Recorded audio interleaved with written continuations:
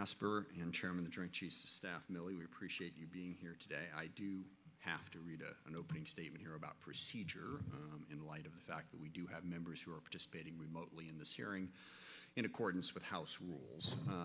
So I will do that, and then a couple other programming notes, and we'll get started.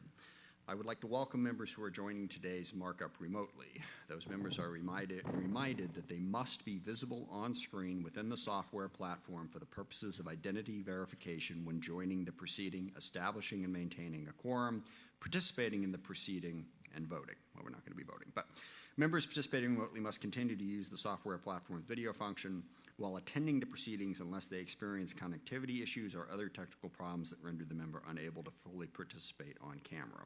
If a member who is participating remotely experiences technical difficulties, please contact us and we will help you. When recognized, video of remotely attending members' participation will be broadcast in the room and via the television internet feeds.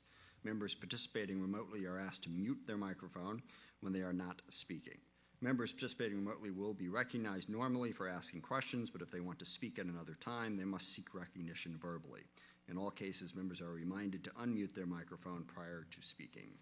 Members should be aware that there is a slight lag of a few seconds between the time you start speaking and the camera shot switching to you. Members who are participating remotely are reminded to keep the software platform's video function on for the entirety of the time they attend the proceeding.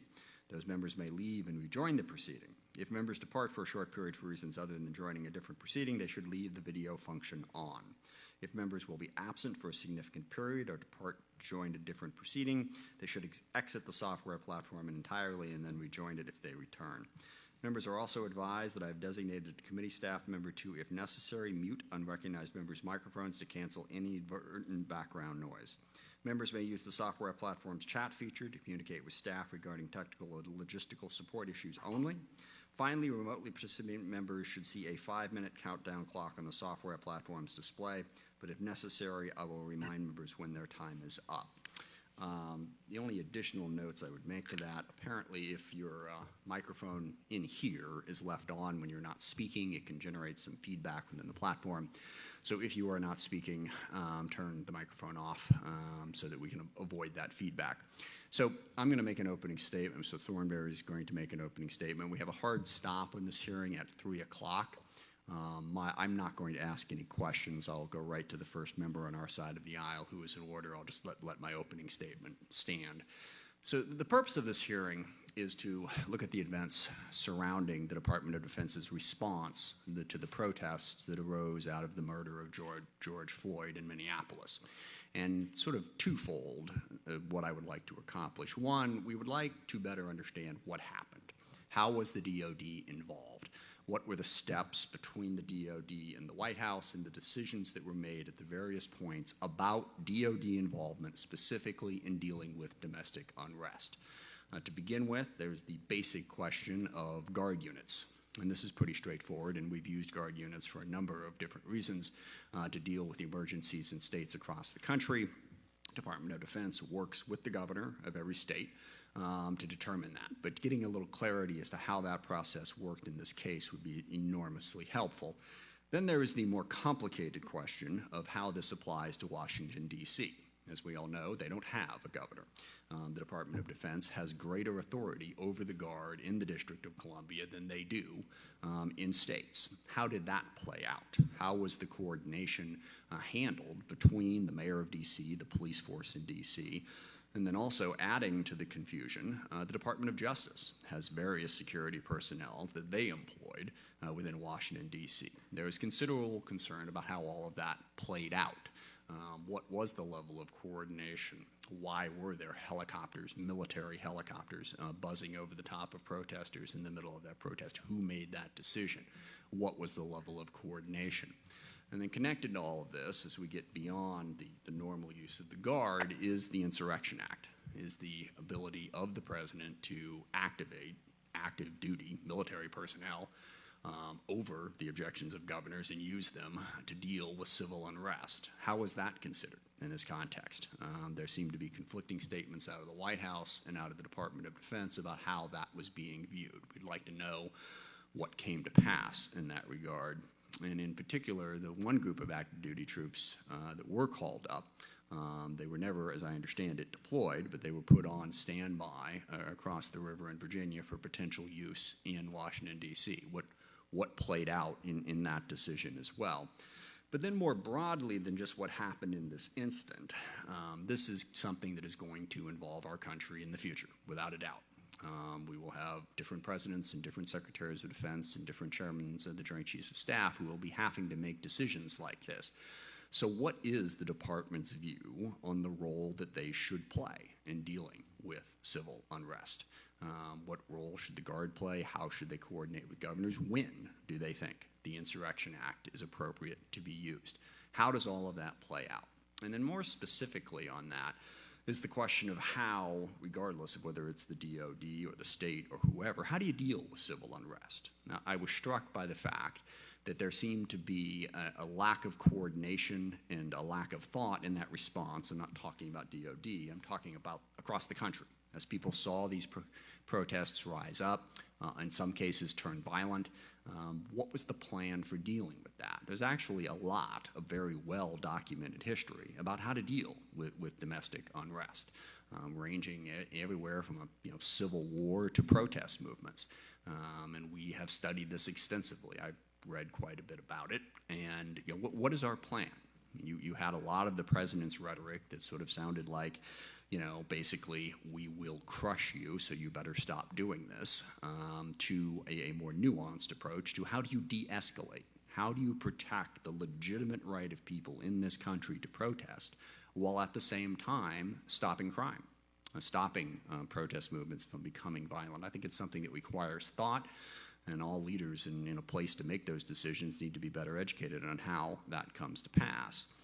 And then the last two things that I would like to touch on is, one, the disturbing lack of coordination between what the White House was saying and what DOD was saying, and in some cases doing.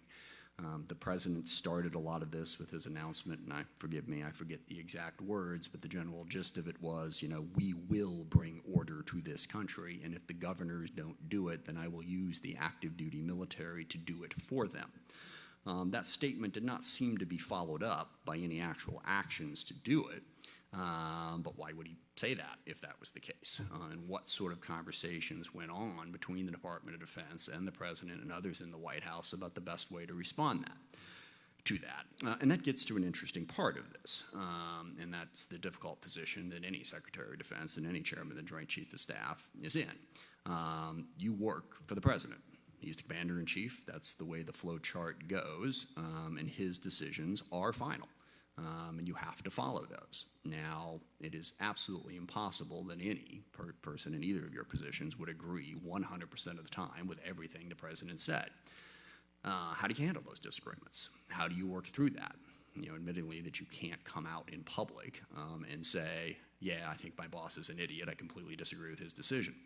And it is something that happens in this committee all the time. I've been on this committee through 4 presidents, 2 Republicans, 2 Democrats, and whenever that is the case, invariably, the party up here that is not in the White House tries to get everybody at the Department of Defense to admit that some decision by the president, they don't agree with it.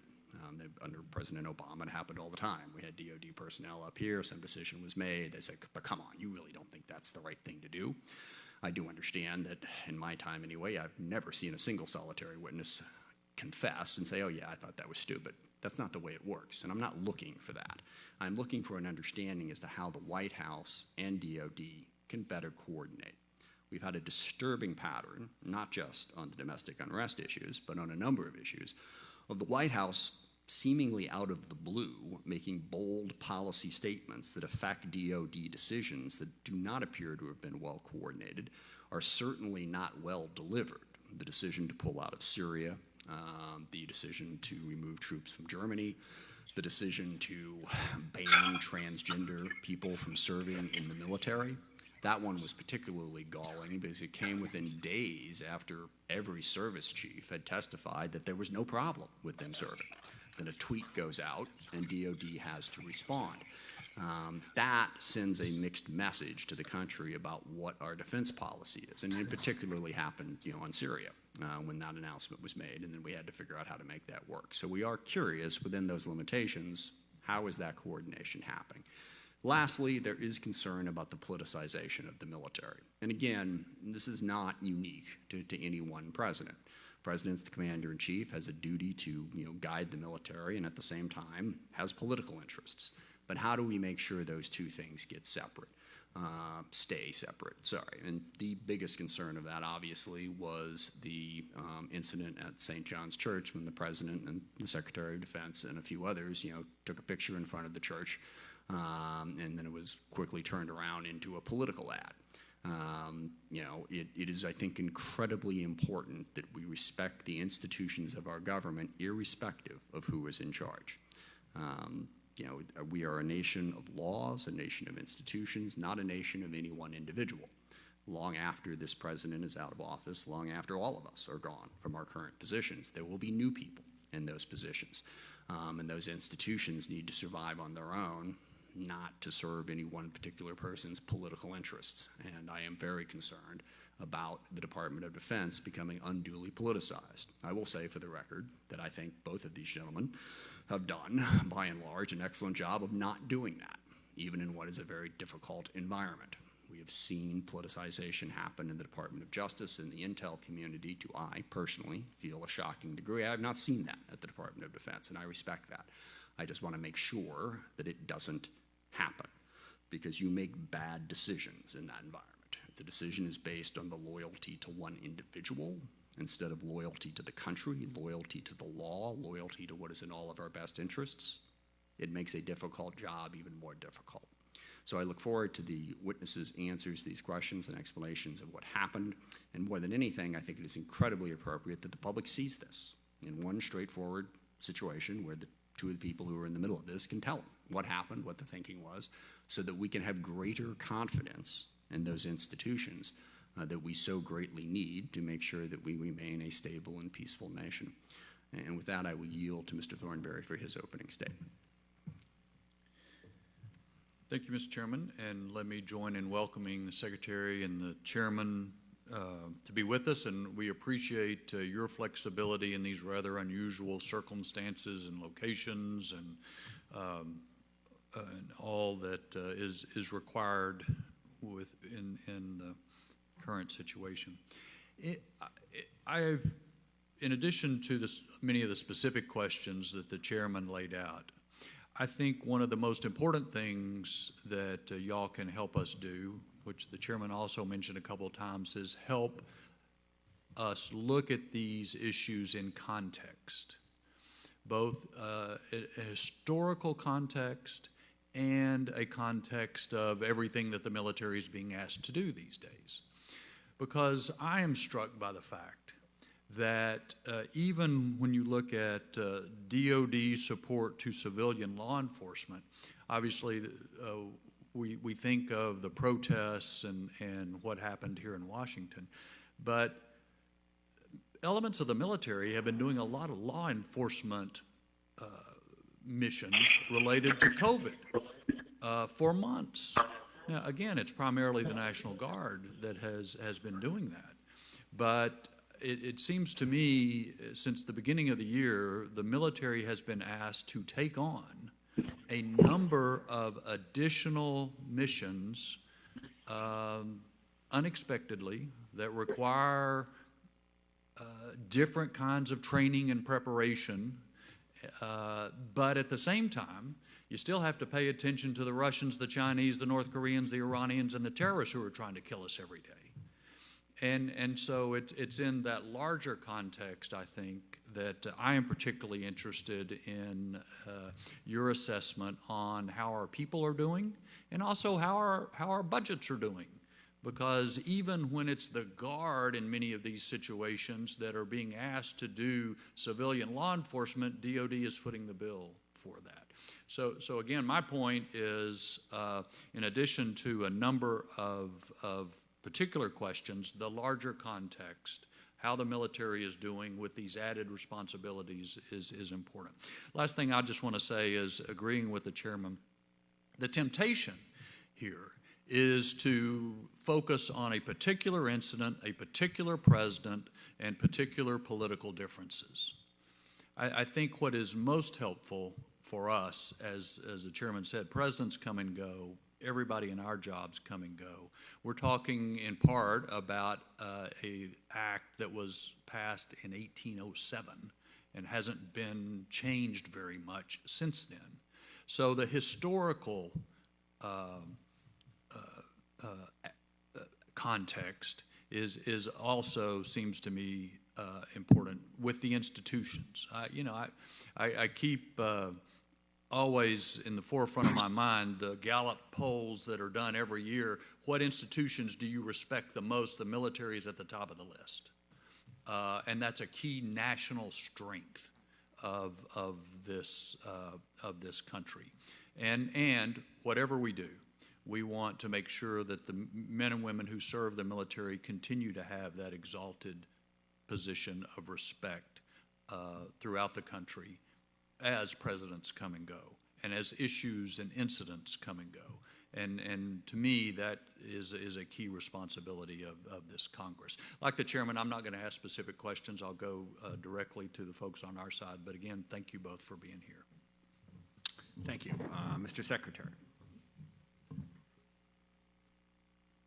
Chairman Smith, Ranking Member Thornberry, and distinguished members of the House Armed Services Committee, thank you for the opportunity to be before you today. Throughout our history, the United States military has demonstrated an unwavering commitment to uphold our oath to the Constitution and to support our civil authorities. Over the past several months, more than 60,000 service members have unfailingly answered our nation's call, working on the front lines in the fight against the COVID-19 pandemic, saving lives, and stemming the spread of the virus. At the same time, we are hard at work as part of Operation Warp Speed to accelerate the development, manufacture, and distribution of therapeutics and vaccines at scale by the end of the year. And over the next few months, we will likely be called upon by the states once again to support hurricane and wildfire relief efforts. No matter the challenges or circumstances, our service members stand ready to serve, and I'm incredibly proud of their dedication and commitment to our fellow Americans. In late May, our ongoing support to civil authorities' mission expanded in the wake of the horrible killing of George Floyd and an officer being charged with his murder, a tragedy we have seen repeated too often in our nation. Following his tragic death, thousands of our fellow citizens sought to exercise their First Amendment rights to free speech and peaceful assembly. While most of these protests were law-abiding, it is clear that some individuals exploited the situation to sow chaos and commit acts of violence, destruction, and theft. That is why, at the height of the civil unrest, more than 43,000 National Guard personnel were called upon by governors across the country to uphold the rule of law, safeguard life and property, and protect the rights of Americans, all Americans, to protest safely and peacefully. As a former soldier and member of the National Guard, I am a firm believer that in these situations, the Guard is best suited to provide domestic support to civil authorities in support of law enforcement. Using active duty forces in a direct law enforcement role should remain a last resort, and only in the most urgent and dire of situations. I want to make very clear that no active duty military units engaged protesters or otherwise took direct part in civilian law enforcement or federal protection missions in the District of Columbia or anywhere else in the country. And with regard to the role the National Guard played in Lafayette Park on June 1, I also want to make clear the following: that the Guard did not advance on the crowd, that the Guard did not shoot rubber bullets, that the Guard did not employ chemical agents of any type. Rather, the Guard remained in a static role as backup to law enforcement if needed. A detailed account of DoD's involvement in the civil unrest beginning May 29, 2020, is included in my written testimony submitted for the record. Following the events that transpired in the District of Columbia, I directed the Secretary of the Army to complete a full after-action review by the end of July. I also directed investigations into 2 separate incidents that occurred that week. And Mr. Chairman, with your permission, I'd like to enter into the record my directive to the Secretary of the Army with regard to the conduct of his after-action review. Without objection, so ordered. As the American people continue to express their outrage at the killing of Mr. Floyd and long for meaningful change, we once again face the painful truth that racism is real in America. We also know that the Department of Defense is not immune to the forces of bias and prejudice, whether seen or unseen, deliberate or unintentional. These issues have no place in our military because they degrade the morale, cohesion, and readiness of our force. While our military is often led on addressing these issues, the events of recent weeks are a stark reminder that much more work remains to be done. Therefore, on June 17th, I announced 3 new initiatives aimed at advancing equal opportunity, diversity, and inclusion across our force. First, I directed our civilian and uniformed leadership in the Pentagon to bring me concrete ideas by the end of June that we could implement quickly, such as removing photos from selection boards. Second, I established an internal Department of Defense board on diversity and inclusion, which will provide recommendations by the end of the year on how we can increase diversity and ensure equal opportunity for all service members.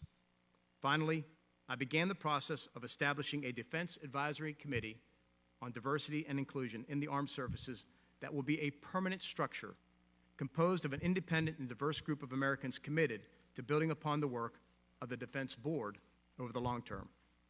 These are just the first steps towards shifting our culture and creating lasting change across our enterprise.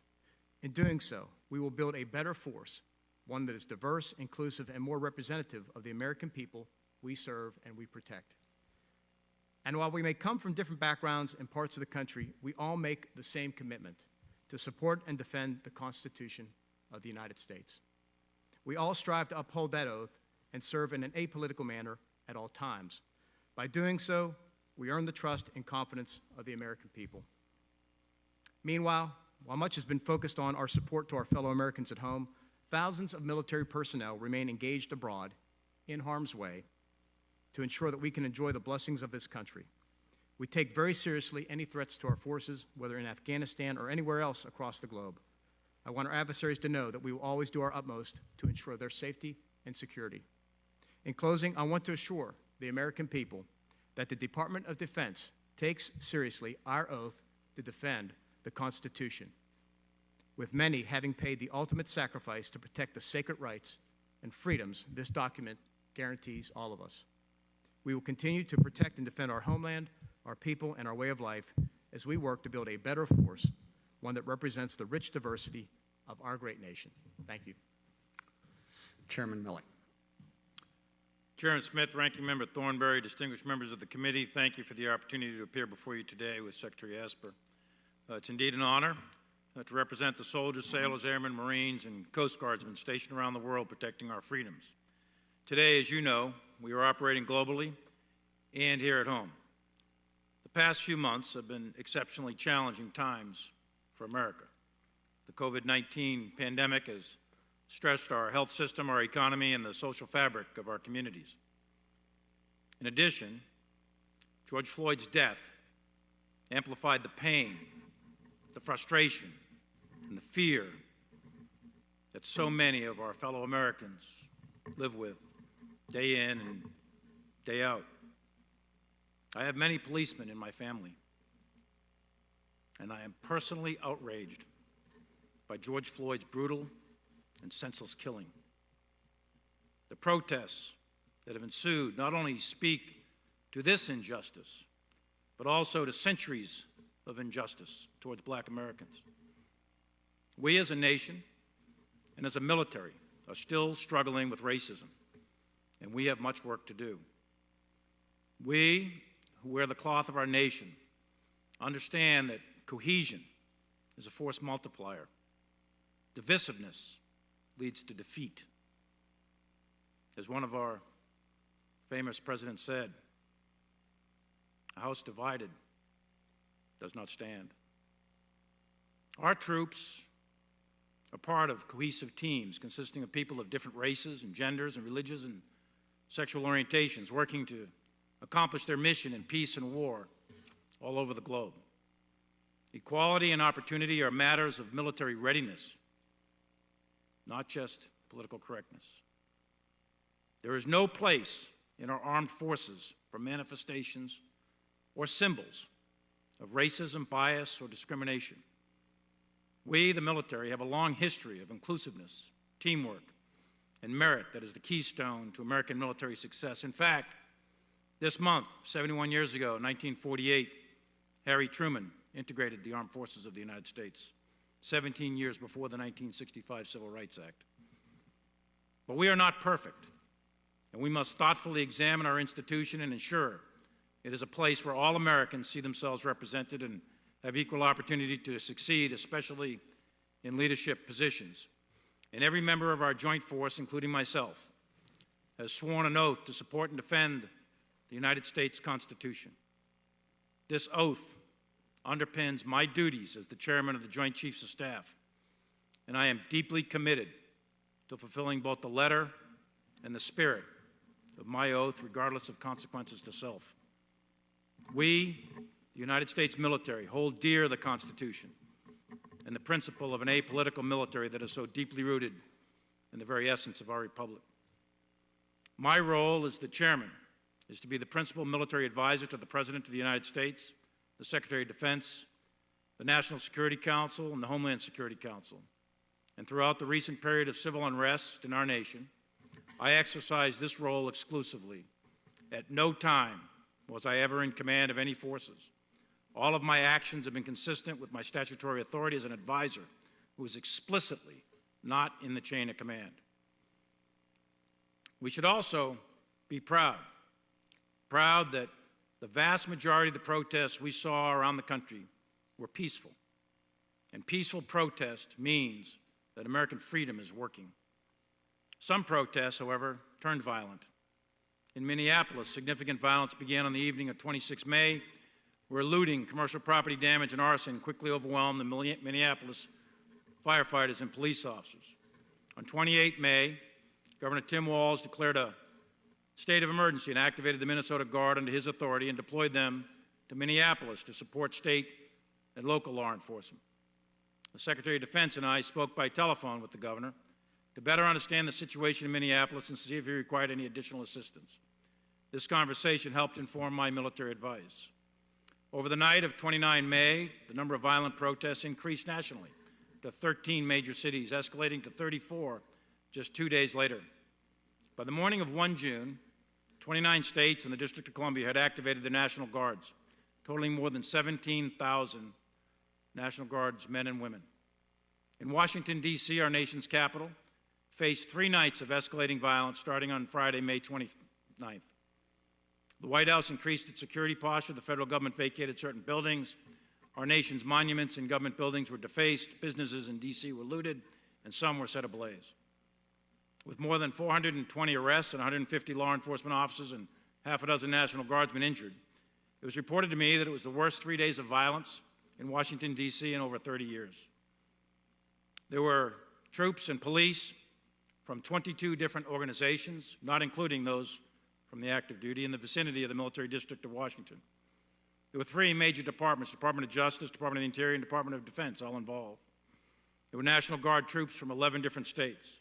And the chain of command for those National Guard troops ran from the President to the Secretary of Defense to the Secretary of the Army to Major General Walker, and it never changed. Since the protests began, I sought information to help me assess the ability of federal, state, and local authorities to handle situations under their responsibility.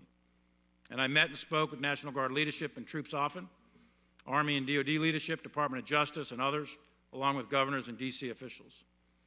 I continually assessed and advised that it was not necessary to employ active duty troops in response to the civil unrest occurring in our nation. It was my view then, and it remains so now, that local, state, and federal police, backed up by the National Guard under governor control, could and continually can effectively handle the security situation in every case across the country. However, I recommended to the Secretary of Defense, and he ordered about 1,700 active duty troops to an increased alert posture in the vicinity of Washington, D.C., but none of them were ever used, and there was never an active duty troop used in any location anywhere in the United States. Additionally, I repeatedly advised the Secretary of Defense, and he repeatedly ordered de-escalation measures to be taken, including removing weapons and helmets and consistent with force protection measures. These de-escalation measures were widely implemented from 2 to 3 June, and by 4 June, active duty and National Guard units began redeploying from the vicinity of Washington, D.C. back to their home station, and a more detailed account is in the written record. I'm incredibly proud of the professionalism exhibited by the citizen soldiers who make up our National Guard.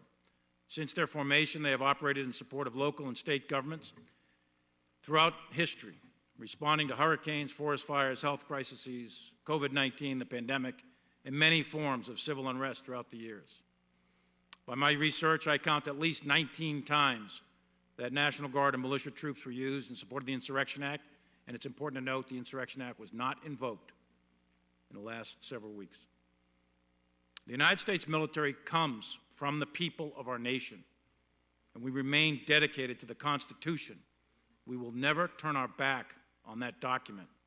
We swore an oath of allegiance at the cost of our lives to an idea embedded within that document, and we will always protect it. Thank you very much, and I look forward to your questions. Thank you. Members will now be recognized in the order that they were here when the gavel dropped. There is a 5-minute limit, and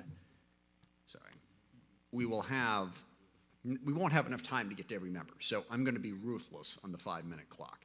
And one of the hardest problems there is a lot of times witnesses are in the middle of an answer. When that 5-minute clock goes up, I am not attempting to be rude or attempting to cut you off. I will try to give you the opportunity to complete your thought.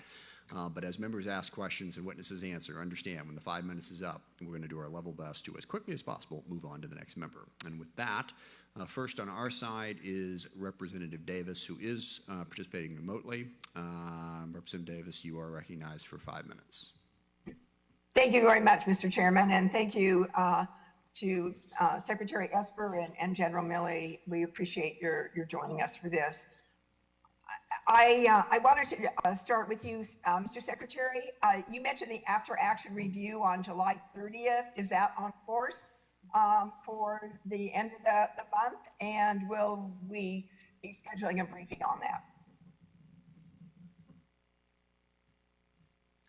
Congress, I'm not sure I heard parts of your question didn't come through, but I think you asked, is the after-action review on track, and will you be briefed on it? If that was your question, I spoke to Secretary McCarthy just yesterday. As you may know, he played a very prominent role in all this. I know he briefed the committee a few weeks ago along with General Walker, but he is handling that piece of the review. His assessment currently is that it's on track.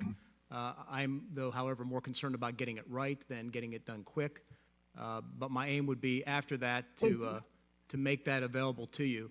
Also, something that I put forth in my directive to him was to be prepared to take his findings and recommendations and to have a similar conversation, a similar type of review process with law enforcement that was on the ground in D.C., because I think that's a very important second step in that process, to have that discussion so that we can have the lessons learned and work them out between us and law enforcement for the if this happens again. Thank you, Mr. Secretary. I know we're all concerned about being prepared, and I wanted to especially focus on the 1st of June, because that was a time that there was concern that there was a great deal of violence that day, and the understanding, I think, of most people that were on the ground in terms of, including the reporting of the Washington Post and others, is that that particular day, actually, it was peaceful. And there may have been a few incidents. I don't know, I wasn't there, but I understand from all the reporting that that was the case. And that that in fact, the Park Police, as you mentioned, was there. You talked, General Milley talked about the Guard being there as backup, but we saw Attorney General Bill Barr actually talking about the fact that it was violent and that they needed to move forward because they were very worried of things coming out of control. And I just wondered if, from where you sit today, do you think that assessment that in fact it was violent on that day and that there was a need to even have the Guard as backup, is that true? Do you think that in further reflection that isn't quite what people thought? Congresswoman, I think when you look back at the days leading up to June 1st, you see a tremendous amount of violence that had been building up over a period of days. If I have my numbers right, that over a period of 3 days, I think eventually, regrettably, over 50 Park police officers were injured. Over 60 Secret Service agents were injured. We had 6 National Guardsmen hurt, to include one who was hit in the head with a brick and suffered a concussion. You had parts of D.C., to include the church, set on fire, and other acts of vandalism across the area. So there was a great deal of consternation by law enforcement with regard to what might happen that evening of June 1st. I think that's why there was the push to get additional law enforcement in as soon as possible, backed up by National Guard, so that you had enough presence to calm the situation down, regain some degree of control, and allow for Americans to peacefully protest their government, to express their outrage over the brutal murder of George Floyd, and to allow those things to happen free of violence from those individuals, those folks out there who were trying to cause mischief. So that's my assessment. The chairman may have something to add on that. Well, I was just going to say, Secretary, I think that this certainly is an area to take a very hard look at, and to be certain that it's clear among the departments, because even when we asked those questions, when we had Army leadership here, they actually were not clear about what was going on. They had situational awareness, but they didn't know who ordered the clearing of protesters and who authorized the helicopters to use. I'm sorry, watch to the disperse gentlelady's, protesters. So all those Susan, issues need to be looked at. your time has expired. Thank you. Mr. Turner is recognized for 5 minutes. Thank you, Mr. Chairman. First off, I want to thank Secretary Esper and General Milley for your leadership. You give great confidence to everyone in this committee on both sides of the aisle. I want to appreciate your strong words, both of you, on the killing of George Floyd. The fact that your whole focus is protecting people's First Amendment rights is incredibly important and should be foundational and important to this discussion. I appreciate your recognition of the outrage that everyone felt. And I appreciate your condemnation of racism and the fact that we're dealing with this as a nation across all areas, and you're being called at a very difficult time. Ms. Secretary, I appreciate your statements on diversity and inclusion. This committee took several actions with the National Defense Authorization Act that I think will be helpful, and we look forward to your comments on this. You made a statement. I have 3 questions. We have limited time. I have 3 questions. One, you said that the Guard is best to support these efforts. Is it because of their dual nature, of the fact that they're both private citizens and serve in the military? I think, first of all, Congressman, thank you for your comments. First of all, I think that, one, they are citizen soldiers, and that matters, because they often come from those communities in which they may be serving. They are protecting their fellow Americans. They understand what's happening in the neighborhoods and the community, so I think that's important. Number 2, they are trained, in many cases, to do civil disturbance. And number 3, they are equipped to do this. So it's part of what we call their mission essential task list, their METAL tasks, in most cases, to perform these duties. And again, having been a citizen soldier myself, I appreciate their capacity at this, which is better in many cases than the active duty. Mr. Secretary, I have a question for you that I believe it has the narrowness of which is going to be helpful for all of us. So I would appreciate if you'd let me finish the entire question so we can get to the narrowness part that I think will give you comfort. I understand the rules with respect to classified material, and I also understand that things that haven't happened are not classified. Mr. Secretary, during your time as Secretary, have you ever received an intelligence briefing where it stated that Russia had offered bounties for the killing of American soldiers? And if you had, wouldn't you think that was important enough to bring to the attention of the President? And I'm focusing here on the narrowness of the word bounties. And I want you to know also that the people in this room know the answer to the question. We're not able to give the answer because of the rules, but you are. And I think with the narrowness of this question, we would greatly appreciate your answering it. Have you received a intel briefing that stated, that included the word bounty with respect to Russians and the killing of American men and women in uniform? Congressman, to the best of my recollection, I have not received a briefing that included the word bounty. Mr. Secretary, I really appreciate you saying that. Now, the next question then is, and if you had, wouldn't that have risen to the level of importance enough for you to bring it to the president's attention? That would be an action item, wouldn't it? I mean, that would be so outrageous that you would bring that up the chain of command.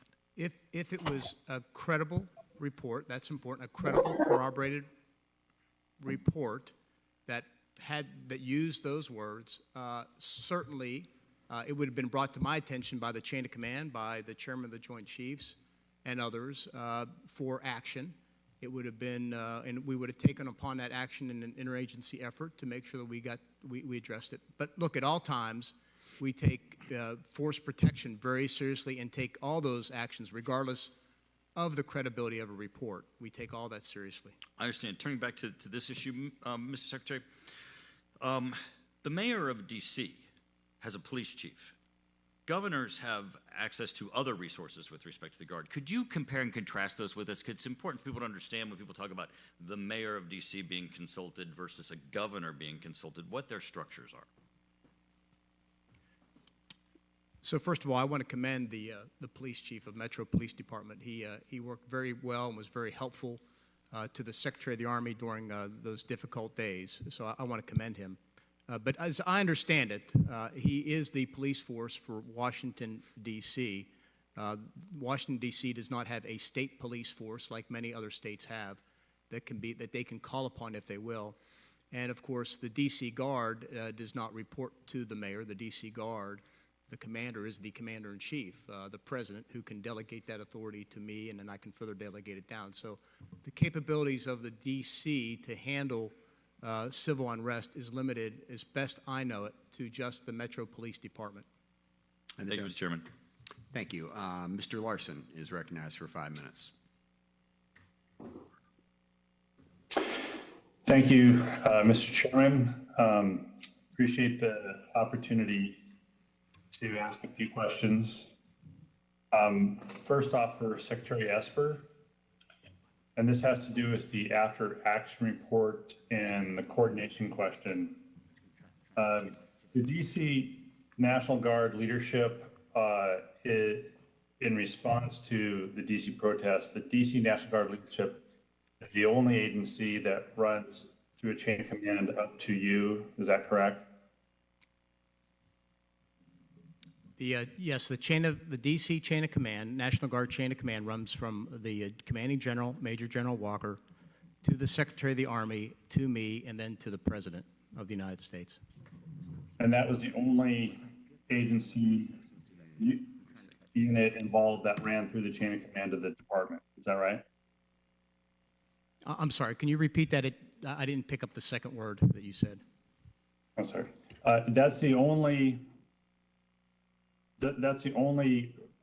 agency that ran up through the DoD chain of command in response to the DC protest. Is that right?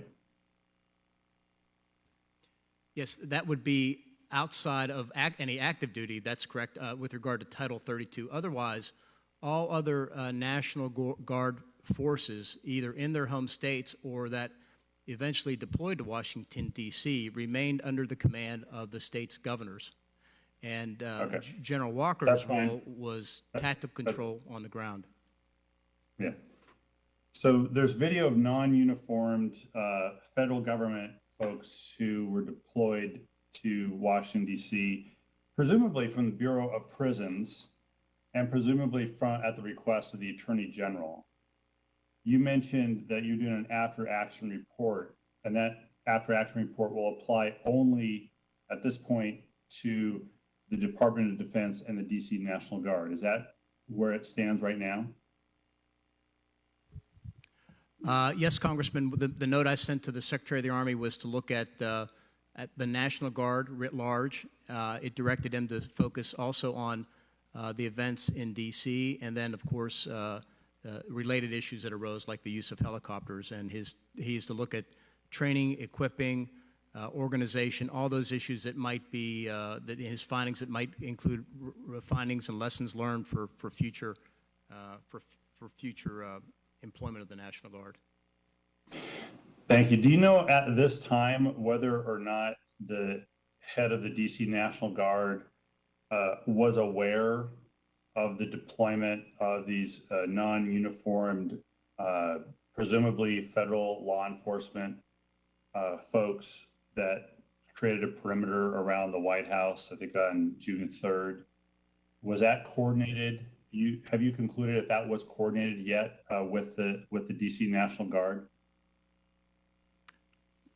Well, I'm not sure I understand your question. Let me answer it this way. The chairman and I spoke to Major General Walker yesterday. He had an understanding of who was on the ground in Lafayette Park. He was there.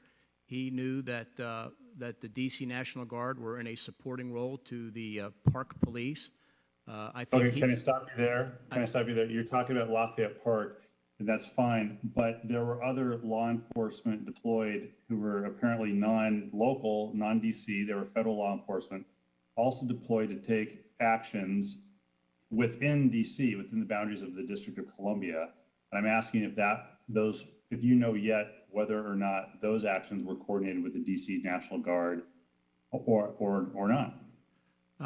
My understanding is, because I was with Secretary of the Army McCarthy, the chairman, we were down at the FBI Joint Operations Center on Monday evening with representatives from a number of agencies. I can't list them all, federal as you described them. So I know it was fairly well coordinated. Secretary McCarthy did an outstanding job with regard to working that out on the spot, and Major General Walker was by his side most of the time.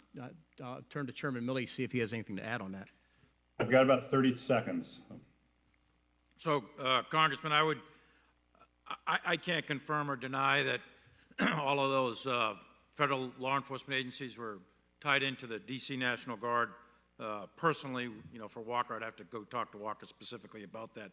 But all of the federal agencies came underneath the Department of Justice, except for the Park Police, who are under the Department of the Interior, and the Metro Police remain under the command and control of the mayor. So I don't know if that helps clarify or not. But Thank you. A little bit. Thank you, Mr. Chairman.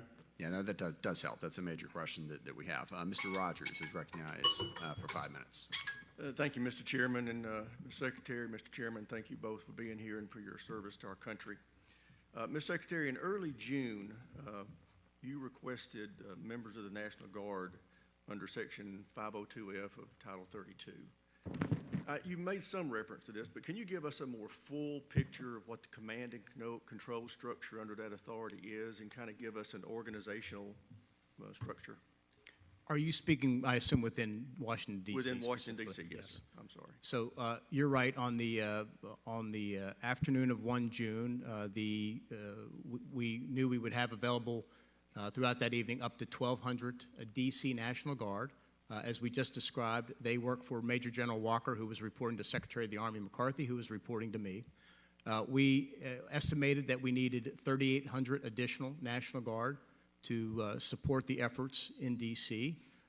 So what we did was, through a combination of myself and General Langell, had reached out to a number of states to seek the permission from the governor to deploy their elements of their guard to D.C. to support the law enforcement effort.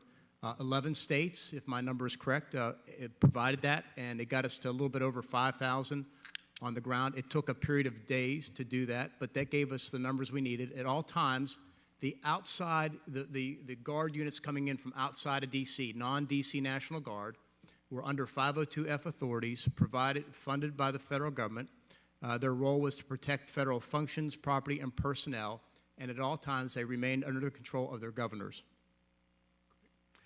I want to shift a little bit. Mr. Chairman, in your opening remarks, you made reference to the fact that 60,000 service members have been employed dealing with a variety of issues, mostly COVID, but some other law enforcement. I know it's mostly National Guard. And this is kind of a follow-up to Mr. Thornberry's questions. How are they holding up with all this variety of missions that's been hoisted? And 47,000 of those are National Guardsmen have been working in COVID. What is the state of the National Guard right now, given the way they're being spread out? And then as a follow-up to that, the economic impact to your budgets and what we are going to need to backfill. So The numbers, you got the numbers about right. For the National Guard, globally, about 120,000 are on duty, on active duty. About 45,000, I think, if I remember this right from my briefing with Joe Langell, about 45,000 are dedicated to COVID. About at the peak, not right this minute, but at the peak, there were around 40 to 43,000 on the civil unrest under governor control. And then there's about 30,000 doing Title X missions around the world or in the United States. So about 120 total, which is significant. That's a big chunk of the U.S. National Guard, both Army and Air. The reports to me are morale is good. They feel good about their contribution, and they join the Guard to make sure that they make a contribution to the nation. So I'm not particularly aware of any particular issues, but they're going pretty fast at a high op tempo, probably faster than they have in the past, except during the surge periods of Iraq and Afghanistan. What about the economic impact to your budgets of having these individuals deployed in these various missions that were unplanned? There is an economic impact. I don't know that it's not going to, I don't think it's going to break the DOD back on the economic impact because of the numbers, but there is an impact, absolutely. So you don't expect to be asking the Congress for additional money to replace that or backfill that money in a supplemental later this year? I'll leave that up to the Secretary. We've been keeping careful accounting of the dollars through Comptroller. That's obviously something we need to come back to on to make sure we understand what those numbers are and how material they are to the budget. Okay. And finally, Mr. Secretary, do you believe that the Insurrection Act needs any legislative modification by this Congress? Well, the Insurrection Act is an extraordinary piece of legislation, as we know, is endured well over the past couple hundred years, and it is under the exclusive authority of the president. So it would not be appropriate for me to opine in terms of material changes to the act. I would reserve that to the president. My view is there's nothing that's happened that strikes me as compelling to change it at this point in time. Great. Thank you both for being here. I yield back, Mr. Chairman. Thank you. Mr. Courtney is recognized for 5 minutes. Thank you, Adam, and thank you to the witnesses for being here today. Particularly, I want to recognize both of you made very strong comments and expressing, your upholding your oath in terms of supporting the First Amendment and people's right to protest peacefully. Of course, another part of the First Amendment is freedom of the press, and freedom of the press did not have a very good day on June 1st. A couple days ago, over at the Natural Resources Committee, a reporter from Australia, Amelia Brace, who is a TV news reporter, was at Lafayette Park with her cameraman, Tim Myers, when the U.S. Park Police, two of the officers, just completely assaulted them on live television. She was actually broadcasting into the morning show in Australia. It's kind of the equivalent of the Today Show. And I don't know if it's still coming through here, but in any case, her testimony described, again, the riot shield of the park police being rammed into the chest and stomach of the cameraman, and on camera you could see her getting hit with a truncheon. She was shot with rubber bullets, and both of them were hospitalized. So again, I just wanted to maybe give you both an opportunity to just go on the record to say that we obviously, as part of recognizing the First Amendment, recognize that the media has a role to play that's protected by the Constitution. In fact, the executive order that the mayor issued exempted the media from the curfew that was in place on June 1st. And I just would ask both of you to comment on that, because frankly, this was on live television in Australia, who was probably one of our closest allies. Congressman, I'll go first. And you're right, Australia is one of our most important allies. I spent the other night, as the chairman knows, speaking with my counterpart in Australia. Let me say this. We've said it numerous times. I swore an oath to uphold and defend the Constitution of the United States, and I do that not just because I swore an oath, but because I believe deeply in that document and all that it guarantees our rights and democracy. And you've talked about the First Amendment. The First Amendment, that includes the Big Five, and one of which is the freedom of the press. And I think a free and open press is critical to the efficient functioning of our democracy. And so I think that's something that we cherish. That's one of the reasons why, the National Guard, when it gets used in defense of support of civil authorities, is out there, is to give Americans the right to peacefully assemble, to express their views, and for the press to cover it, hopefully as accurately as possible, so that the American people can have an understanding of what's happening in the country. And Congressman, I'm not familiar with the particular incident that you're referring to, but I'm deeply committed to a free press. Like I said, I'll die for the Constitution. It's an idea, and part of that is a free media, and a free media is fundamentally essential to a free people, and it's fundamental to our democracy. So, absolutely, I'm committed to that.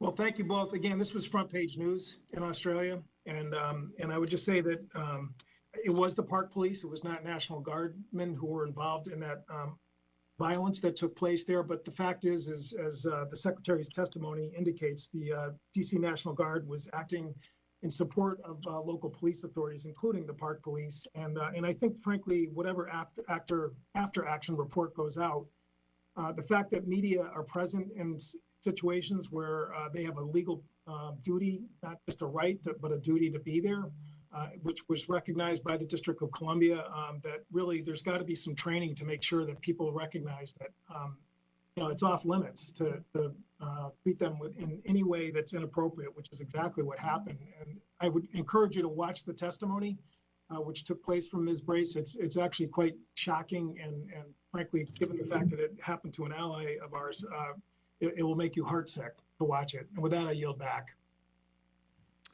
Thank you. Mr. Conaway is recognized for 5 minutes.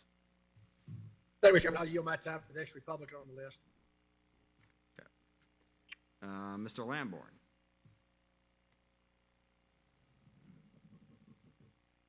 Mr. Lamborn, are you with us? Ms. Stefanik. Thank you, Mr. Chairman, and thank you, gentlemen, for your service. I wanted to focus on an issue of importance to constituents in my district. I've had the privilege of hosting both of you, Secretary Esper, in your capacity when you were Secretary of the Army, as well as General Milley. I've spent time with you at Fort Drum. And given some of the recent press reports regarding Afghanistan, as you know, I represent military families and 10th Mountain Division soldiers who are currently deployed in Afghanistan. And I wanted to get your comments, General Milley, on your commitment and the department's commitment to force protection at all costs. That is one of my top priorities, whether it's rebuilding military readiness, investing in training, investing in equipment, and having the most exquisite, exceptional intelligence that's verified out there. But I think it's important for families to know the lengths to which the department goes to ensure that we are protecting the safety and well-being of our service members deployed. I'll start with you, General Milley.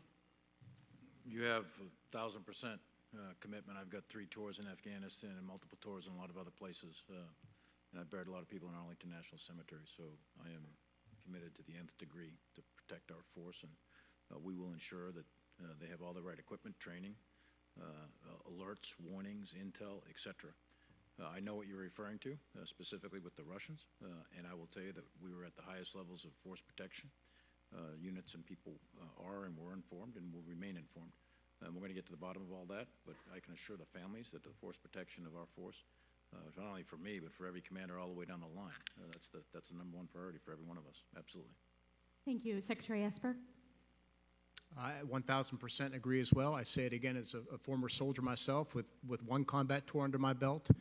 This is something I talk about with the commanders all the time, General Miller and General McKenzie on multiple occasions. We make adjustments all the time across the theater and other theaters, but force protection is #1. To take care of our soldiers, sailors, airmen, and Marines, they are our most vital resource, our most trusted asset, and we will do everything and anything it takes to protect them. My next question, and just so you know, I sit on the House Intelligence Committee, so I have received the classified briefings. Understanding we are in an unclassified setting right now, I also think it's important to talk about how we know, going years back, that Russia has meddled in Afghanistan, as well as other countries have also involved themselves in Afghanistan. counter to our commitments and our strategic goals in the region, whether that's Iran, whether that's China using economic tools. So I wanted to get your comment on that because I think it's important to consider that long-term impact rather than just this one illegal leak that's been covered in the media. Well, on the specific to the Russians, yes, we've known for years that the Russians have been involved for their own national security interests in Afghanistan, and the Russians are not our friends, and their involvement is worrisome, and we monitor it closely and we take the appropriate actions. The Chinese are involved, the Pakistanis are involved, the Iranians. There's a lot of countries involved in Afghanistan, many of them have malfeasance of forethought against the U.S. and U.S. forces, et cetera. We're aware of a lot of that, not perhaps every single thing, but we're aware of a lot of it, and we take the appropriate measures.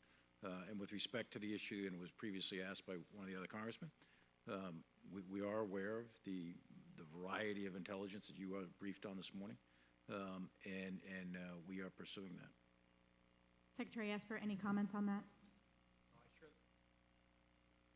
I share the same views as the chairman. The Russians have been involved, and many, many other countries and many other players, non-state players in Afghanistan for a long time. And we take all that into account. And I can tell you on other occasions, we have adapted force posture. We've adapted authorities, equipment, you name it, rules of engagement to make sure that our forces were well protected and able to accomplish their mission.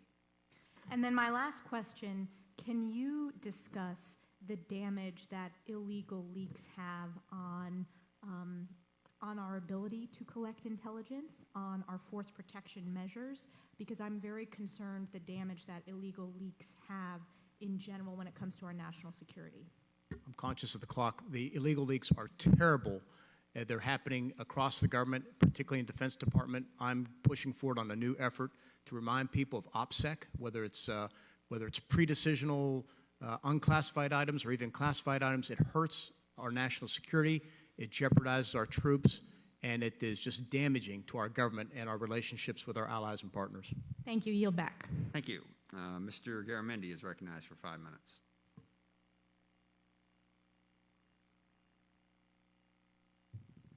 Mr. Garamendi, are you with us? Make sure you unmute yourself. Don't see him actually, so we'll move on to Mr. Norcross. Mr. Norcross, are you with us? Yes, I am. Thank you, Chairman.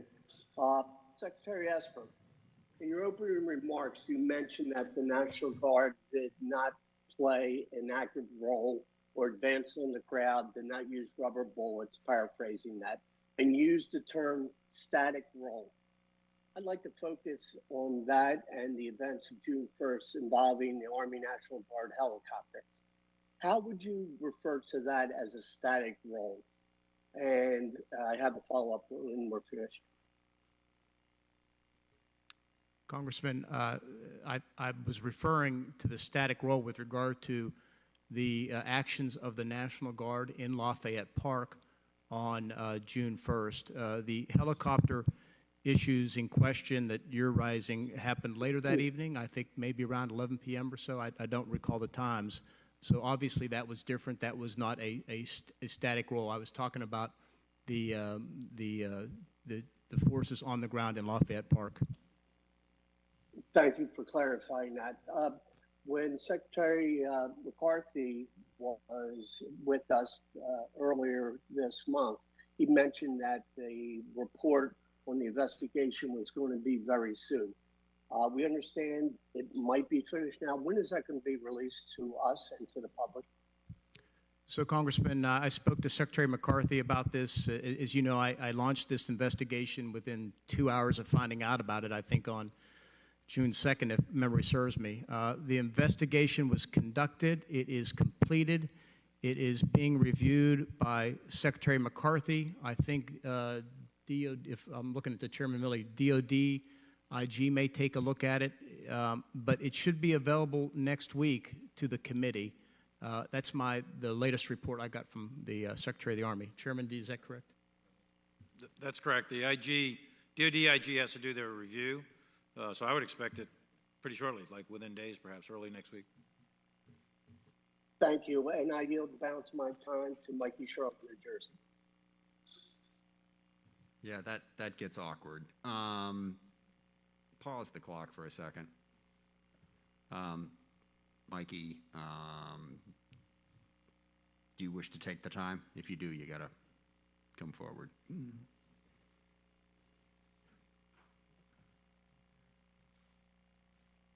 Beg your pardon? Oh, she's here. Michelle, you're recognized for the remainder of the time, 2 minutes and 40 seconds. Thank you.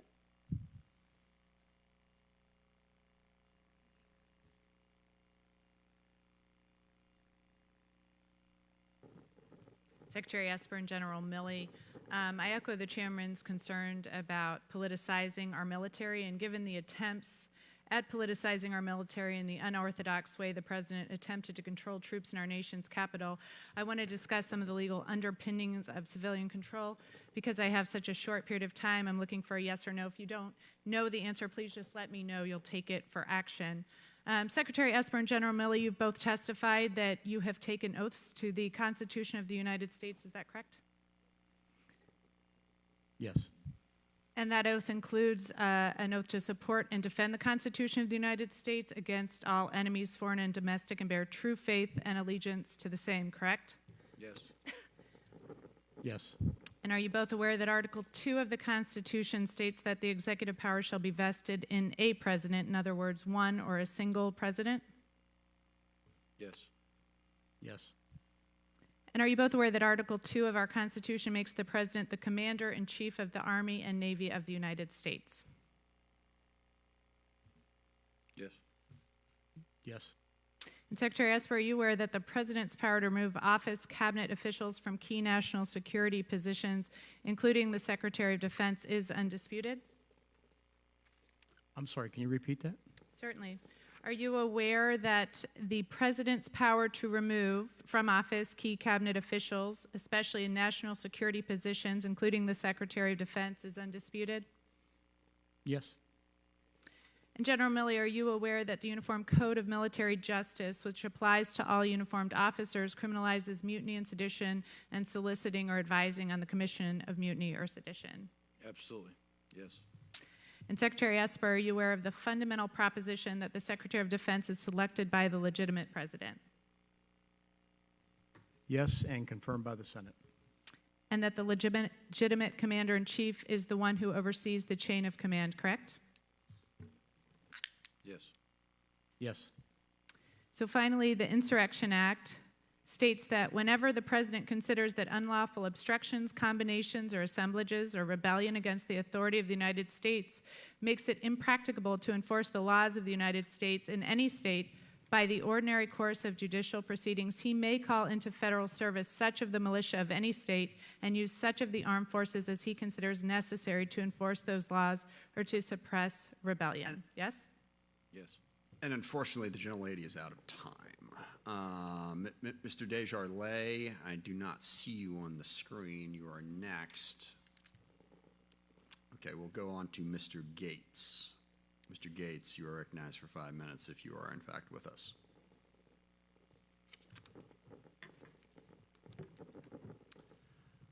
Mr. Bacon, you're usually pretty good at this. Mr. Bacon, are you on the screen? Thank you, Mr. Chairman. I appreciate both our Secretary of Defense and our Chairman for your leadership, and have the utmost respect for y'all. I wanted to just ask if you could say it, this report on the bounties, did it originate from an intelligence agency within the military, like the DIA, or was this from outside of the military? I'm sorry, Congressman, I didn't hear the question. Did you ask if... The intelligence report that talks about the Russian bounties in Afghanistan, did that come from outside of the DOD, like CIA or NSA, or was this like DIA, or did it come from a military intelligence agency? It was not produced by a DOD intelligence agency. Okay, I thank you for that. Because I go back to what Ms. Stefanik said. These leaks, I think, undermine our intelligence communities, and it just undermines the confidence of the citizens, either to the president in this case, or depending on what side of the aisle you're on or where you stand, to our intelligence organizations themselves. And how active are you in pursuing similar type leaks within DOD? Because I think it's imperative that we start holding people accountable to the maximum extent the law allows. So I'd be just curious for your insights on this. Thank you. Congressman, we are aggressively pursuing leaks within the Defense Department. We had some, I would categorize as bad leaks last fall. So when we turned the corner of the new year, I emphasized on day one of the new year of 2020 that OPSEC was going to be a key thing for us to focus on. Leaks continued. I've launched an investigation that is underway to go after leaks, whether it's of classified information or unclassified information that is sensitive. And also, unauthorized discussions with the media. All those things, again, hurt our nation's security. They undermine our troops, their safety. They affect our relations with other countries. They undermine our national policy. It's bad, and it's happening all over the government, executive branch, legislative branch to some degree. So it's something we need to get control of. And this is not new to this administration. Previous administrations, Republican and Democrat alike, have had to deal with this. And it's bad, and it's unlawful, and it needs to stop. Well, thank you, Mr. Secretary. I appreciate your comments there. I also liked your comments a couple days ago, or I appreciated your transparency, I should say, on the report itself. You said that it was not corroborated, that you didn't have the level of confidence, perhaps, that the president would get the briefing. Is that still your opinion? It is the opinion of a number of intelligence entities, agencies that could not corroborate the report. Okay, thank you. I'm going to switch subjects or topics on you briefly. Could you just go through, or maybe this is more for the chairman, what kind of training the Guard gets when it comes to supporting law enforcement? Is it universal to all the Guard members, or is it to certain specialties? How does that work? Thank you. Great question. The National Guard, as Secretary said up front, now really we're talking about Air Force Police and the Army National Guard. As part of their mission essential task list, most of the ground units will be trained explicitly in civil disturbance and support of law enforcement. Those would be infantry units, but primarily military police. And the DC Guard explicitly is trained in that. In addition to that, you get refresher training throughout the year and throughout their weekend drills, et cetera. So they are trained. Not every single guardsman, not every single unit, but the ground force units that are most likely to work in the civil disturbance area or in support of law enforcement are trained. Okay, thank you, Mr. Chairman. I'll close with just a comment. I appreciate the teamwork that the Guard gave the DC authorities and also in the other 30 some odd cities that they were a part of. And what I'm hearing from our local constituents is how appalled they are that, that church was burnt, firebombed, and the AFL-CIO was torched. Many of the memorials were defaced, and action was needed to be taken and restoring law and order. So I appreciate what the Guard did to support our law enforcement. And with that, Mr. Chairman, I yield back. Thank you. Mr. Gallego is recognized for 5 minutes. Thank you. Secretary Esper or Jerry Milling, can you explain to us the actual command structure how it was set up? We had the National Guard working with local police as well as park police. So how did that happen? How was the communications between all parties involved, and who was actually in actual command control of that area of Lafayette Square, let's say? Yeah, it's a very good question, Congressman. It's not clear. You understand chains of command right. from your service, so it defies that in many ways. So I'll just speak to National Guard under Title 32 for DC. I already explained, President to me, to the Secretary of the Army, to the head of Major General Walker. In support of law enforcement, and law enforcement was both Department of Justice agencies, entities, and Department of Interior, specifically Park Police. Okay. That relationship is more of a cooperative one. It's not something that you and I and others who serve would understand as OPCON or tactical control. It's more of a cooperative relationship where the law enforcement would say, look, you would help us if you were here, here, and here, right. And then we would agree or not agree to do that. But it was a very good relationship that made that work out. Okay. And then, of course, any Guard units coming into the city remain under the control of the governors, but also reported to General Walker, but more, again, on a cooperative, I'll call it cooperative than a traditional military relationship. So that being said, the deployment of the National Guard in front of Lafayette Square the day of the incident on June 1st. There was an agreement between, Jeremy, if you could answer this, at some point there was a discussion that the National Guard should stay here in a static position and on this day. So there was a conversation. Who was that conversation between? I'm not sure specifically who, but I think it was probably Secretary McCarthy and General Walker and the Department of Justice, perhaps Attorney General Barr, or representatives, or the representatives of the Department of Interior and the Park Police, perhaps Park Police Captain. I'm not sure the specific individuals. I can find that out though and get back to you. Yep, I'd appreciate it. And then what was the method of communication between, because we're dealing cross agencies. What were they talking over cell phones to each other? You know, how did we actually communicate across all these agencies, especially, you know, considering the tense situation that everyone was dealing with? Yes, good. Well, I was going to say there was a command post set up, a combined command post with all the different agencies, 11, you know, you had the Metropolitan Police represented there, the Park Police with Department of Interior, Secret Service, FBI, DEA, ATF, Capitol Police, Bureau of Prisons, U.S. Marshals, and various counties from around Arlington, or various police force from around Arlington County, plus the D.C. Guard. They're all located in the FBI building. So they did the larger coordination there. And then at the various monuments, for example, that's Department of Interior, and that's Park Police with the D.C. Guard. Just specific to Lafayette They Square. would communicate cell phones, Okay. or they would be co-located face-to-face. And one guy would have a radio for his particular agency, and the other guy would have a radio for his. So, and the National Guards were largely, when we were communicating to the National Guard, that was done over radio. I think it's a combination. Combination. Yeah, I think it would be a combination. Could we also figure that out too? What was Sure. the method of Yeah, communication? yeah. And lastly, Then if there's air-ground communication, and there's, you know, especially if there was any communication over radio through the National Guard, the National Guard that the National Guard used, I'm assuming that we have a transcript of the conversations that were happening. that I'm not so sure. I don't know if there's actually. Could you check on that also? If it's a military communication, Yep. I doubt there's a transcript. Just if it's a radio. I may be wrong, but I doubt it. Could you, generally, can you check Sure. to see if there's Yeah, any yeah, we'll- recordings yeah, specific sure. to the date of June 1st? Yep. Or any other recordings that Police the force DOT had? normally do that. I'm not so sure about but we can find out. We can get it. Yeah. Thank you. I yield back in time. Thank you. And actually, I do have one follow-up question. Do you, either of you know who specifically gave the order to clear the protesters out of Lafayette Square ahead of the president's visit to the church on June 1st? You said the Guard was in support. Who gave the order, and to whom, I guess, to clear the protesters out of that square?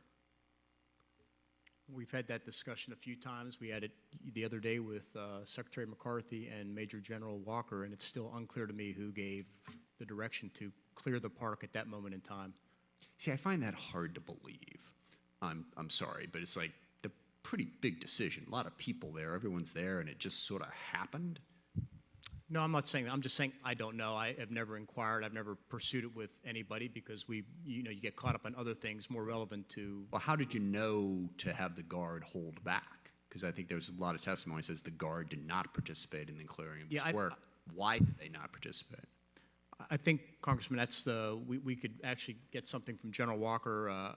I want to say, I don't want to quote him, I don't want to get it wrong, but I want to say that he was on the ground with the Park Police, and what they had asked him to do was to stay static, not move, and that was what he was operating from. I don't know in that moment when he decided to move forward, but he was on the ground. I know he told me that yesterday or the day before, and was clear on that piece. But beyond that, maybe we get something from him to share with you. Chairman Miller, do you have anything? Yeah, I mean, I think, I don't know with certainty, but I'm pretty sure that there was a planning session down at the FBI building in late morning, around noonish or early afternoon, where they divided up who was going to do what to whom. Major General Walker's there, Secretary McCarthy's there, and there's some others there. And I think that's what the agreement was as to where they would be. As to who gave the order, I don't know. I know Attorney General Barr spoke to that publicly, and I know that it's been mentioned Park Police Captain, et cetera. I do not have personal knowledge as to who gave that actual order to clear the park. Thank you. Mr. Whitman, you're recognized for 5 minutes. Sorry, didn't mean to surprise you there. Thank you, Mr. Chairman. I'd like to thank our witnesses for joining us today. General Milley, I'd like to go into a little more depth. You answer the question about the training that our National Guardsmen have in responding to situations like we've seen here recently. As we know, most Americans associate National Guard with response to natural disasters and that sort of role. They're not used to seeing Guardsmen in the role that we've seen them recently. You talked about some units being trained for that direct contact, but are there instances where a Guard unit may be called up that doesn't have that particular training, or do they get the training across the full scope of what they may face? I understand how to organize, how to tactically address the situation, but there are other things too. You know, the element of controlling emotions, all those sorts of things, which are, you know, I call it the depth of training. It's not just the immediate tactical, but it's the depth of training to understand, hey, if you get in this situation, we see police go through that training all the time, to be able to deal with the adrenaline and the emotions of the situation. Give us a little idea, a little more in-depth. I know you talked about that, but Yeah, I mean, your first National Guard unit of choice for Yes. civil unrest is is police. Mm-hmm. And remember, a lot of these guardsmen are also cops in their civilian life. Mm-hmm. So, but they'll get very specific training on the rules on the use of force. They're not cops at the moment in time, so they're not going to conduct arrests, but they can do temporary detention. They're tasked with things like rules of conduct, crowd control, de-escalation procedures, how to make an appearance, don't react to verbal provocations, etc. So there's a wide variety of training they go through. A lot of it's vignette training and scenario training and STX type training. They do that during the course of the year. And then in this particular case, they got quick refresher training as well. Right. And they're trained on their equipment and so on and so forth. And in this particular case, you're looking at batons and shields and then their personal protective gear. None of them had any weapons downtown or right there at the Lafayette Square. So, but they're trained in all of that stuff. And they are the force, the military force that we would first call for civil unrest would be National Guard, military police. Sure. And then you'd go from there with other types of units. Okay, very good. Secretary Esper, I want to ask you a little bit about the 1033 program. It obviously, through time to time, gets a lot of attention with the equipment that is formerly used by the military that would be available to civilian law enforcement. And the question is, you know, does that militarize the police force? The questions always surround the central point of, do civilian police forces need that? And what connection is there to the military being requested for that equipment and the determination they make as to whether or not it's applicable for that to be sent to a civilian police force? Can you give us a little more lay down about what happens with the 1033 program? And does it just include the big equipment we hear about, or is it things like protective equipment like vests and those sorts of pieces of equipment? Yeah, Congressman, as you know, it's a congressional program, right. And it's not something I've studied in much detail, and I don't think I could speak to what law enforcement deems as its requirements. It is something that I spoke with General Langell about the other day, and it's something that I hope that may come up as part of the after-action review to get their assessment, if not internal, but with law enforcement. But there is a wide range of items that are covered under that program. I can't pass judgment on some of the things. I would say, I think we could all generally agree that if we have body armor, that would be helpful to the police to protect them. But beyond that, I'd like to wait and see how our review comes out, or if you have specific questions I could take back and maybe see if the Guard wants to take a look at it or somebody like that. Very good. General Milley, any comments? I would say that, like in the case of D.C., with all of those different forces, uniforms, just simple uniforms as opposed to other types of equipment, that became an issue and was brought up a little early with the Bureau of Prisons. Our guys are wearing, you know, camouflage uniforms, et cetera. Some of these police are in blue uniforms, other in camouflage, other in solid green, et cetera. That became, in terms of the lessons learned, that would be something I'd put in there as far as distinguishing character, because you want a clear definition between that which is military and that which is police, yes, in my view. And consistently, you want police, local police, state police, federal police dealing with law enforcement stuff. And if necessary, National Guard under governor control. But you want a clear distinction, that which is police, visual, yes, a visual distinction, that which is police and that which is military. Because when you start introducing the military, you're talking a different level of effort there. I'm sorry, the gentleman's time has expired. Mr. Esper is waving at me. What do you have quick there? Just real quick, one of the things that we discussed the other day that I want to address is in terms of equipment. At one point, the National Guard, for example, cross-leveled its riot shields and lent them to the law enforcement. So if you saw police out there using a military police shield, it's because we cross-leveled it, and that's a lesson learned. Yeah. But if you're going to do that, then we got to figure out a way to mask the name military police so we don't confuse who is actually doing the crowd control. Thank you. Mr. Malton's recognized for 5 minutes. Mr. Chairman, I learned very early in my Marine training that there are two types of courage, physical and moral. Usually the toughest challenges that I faced in Iraq required moral courage. And Mr. Chairman, your apology for the events of June 1st at St. John's Church was an act not just of contrition, and rightly so, but also an act of moral courage. And I want to commend you for that. It's certainly unusual in this administration. Mr. Chairman, you clearly recognize the value of unity, not just in our military, but in our country. Do you believe that other countries, our various adversaries around the world, are interested in taking advantage of divisions and unrest in our country? I not only believe that they would, I know they are. Mr. Chairman, are you willing to elaborate on that in any detail? It would be best to do that in a classified session. Very well. I have no doubt in my mind that foreign adversarial countries are trying to take advantage of civil unrest in the United States. Well, I think it should go without saying that in fulfilling your primary job description to provide forthright military advice to the President, I strongly advise you to advise him to work to sew up these divisions rather than exacerbate them as he likes to do, as Secretary Mattis and others have described in intimate detail. Mr. Secretary, turning to you, I don't think you get to pick and choose which leaks you like, which leaks aren't damaging versus what is an OPSEC problem. This White House routinely uses leaks to their advantage, but suddenly it's a problem for their apologists. Now, you and I have both commanded troops in combat, been responsible for their force protection. So I can assure you that I also don't care about the mere semantics of an intelligence report and whether or not a particular word was used or not used. That proves nothing. What matters is the substance.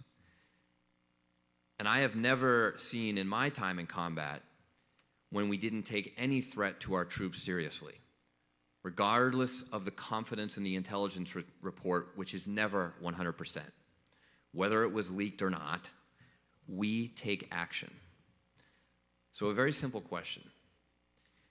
When were you made aware of Russian material support of the Taliban, who we all know have been killing American troops in Afghanistan for years, and what action did you take?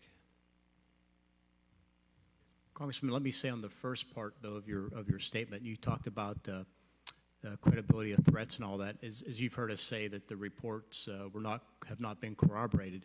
Nonetheless, my understanding is that some intelligence agencies believe that. There's not general consensus on that. But the bottom line is, all the defense intelligence agencies have been unable to corroborate that report. But to one of the points you made, let me say this. You may have seen my written statement that was put out on my behalf. What I said was, regardless, we do, I do, he does, the commanders take all reports seriously, regardless of the degree of credibility or confidence. And I think that's the point you were trying to make. And absolutely. I want to reassure you of that. We have been in discussions with the commanders about this. I know General Miller and General McKenzie going back as early as January. We're looking into this, pulling the threads, taking appropriate force protection measures. Our troops are already at the highest force protection level, but nonetheless, it's something that when I talk to them all the time about how can we do better, how can we do more. So, Mr. Secretary, you mentioned January. Right. What action did you take to counter Russia? Not to improve force protection of our troops, but to directly counter this threat from Russia. Yeah, so I didn't see the first report until February when it came out in a intelligence piece of paper. I think General McKenzie and General Miller, the chairman will help me here, got some initial reporting on the ground that they began pursuing. Neither thought The reports were credible as they dug into them. And in the time we have, I'd see General Milley might be able to kind of add some more color to that. Yeah, I don't want to go too deep into the actual intel, but I've got multiple tours in Afghanistan, as you know, Congressman, and I've been aware of Russian meddling for years. I understand, but my going back to question is, 2013 or so. what action did you take? Well, specifically, at the tactical and operational military action, there is no military action that intelligence specifically warranted, like conduct a raid or go after. I understand, but at the strategic level. Now I do apologize, sorry, but the gentleman's time has expired, and that's not a question I think is going to be answered in the next couple of seconds. So we'll have to take that for the record and get back to I'll get you an answer. I'll give you an explicit answer. Thank you, Mr. Chairman. Mr. Gates. Thank you, Mr. Chairman. General Milley, I'll allow you to respond to Congressman Moulton specifically as it relates to the depth, duration, and extent of the Russian malign influence campaign in Afghanistan, and perhaps the extent to which that well predates the current administration.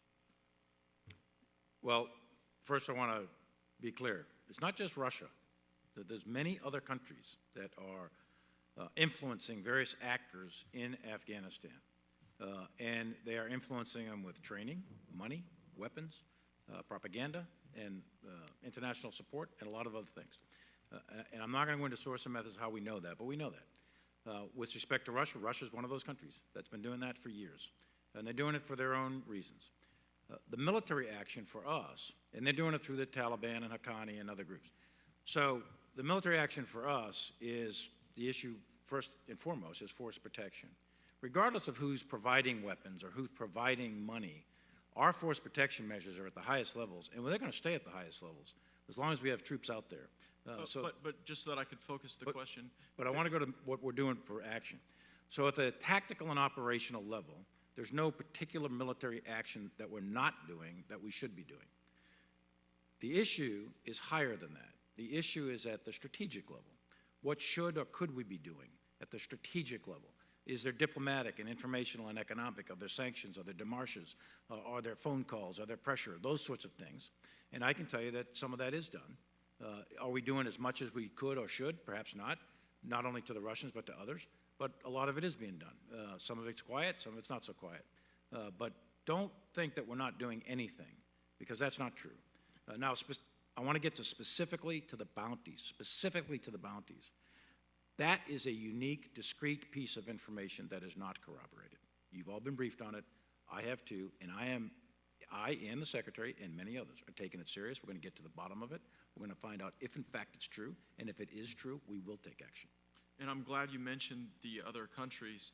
September 5th, 2010, this is from the Times of London. Iran pays the Taliban to kill U.S. soldiers. That's right. Then also following up on that, there's a December 2nd, 2015 report from Fox News, report Iran paying Taliban to kill U.S. troops.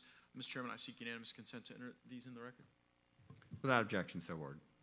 And General Milley, is it safe to say, given these reports along with the testimony you just provided, that the environment in Afghanistan, the very nature of the place and the very nature of the entities involved, means that our presence there does create these risks where our foreign adversaries create incentives and resources and opportunities for our service members to be harmed? Anytime you commit U.S. military forces anywhere on earth, there's going to be risk. We went to Afghanistan for a single purpose: to prevent Afghanistan from ever being a platform to attack the United States of America with terrorists. And we've been there ever since to do that. We are drawing down forces in accordance with the agreement that was signed with the Taliban last February. There hasn't been significant Taliban or Haqqani attacks on U.S. forces since that agreement was signed. And per the direction of the President of the United States, we are drawing down forces, as you'll see unfold, and you'll be briefed on that in full coming into the fall. But there's always risk, Congressman, and I know you know that. There's always risk. There's nothing risk-free here.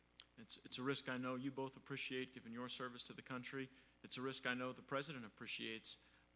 I've had the occasion to join him at Dover when my constituents have come back for a dignified transfer, and that risk being so ever present seems to accentuate the importance of your mission to draw down troops, to create some semblance of normalcy in Afghanistan to the extent to which that's even possible. And I believe that it is an unrealistic goal to say that we have to chase every terrorist into every cave forever and stay there forever in order to protect the homeland.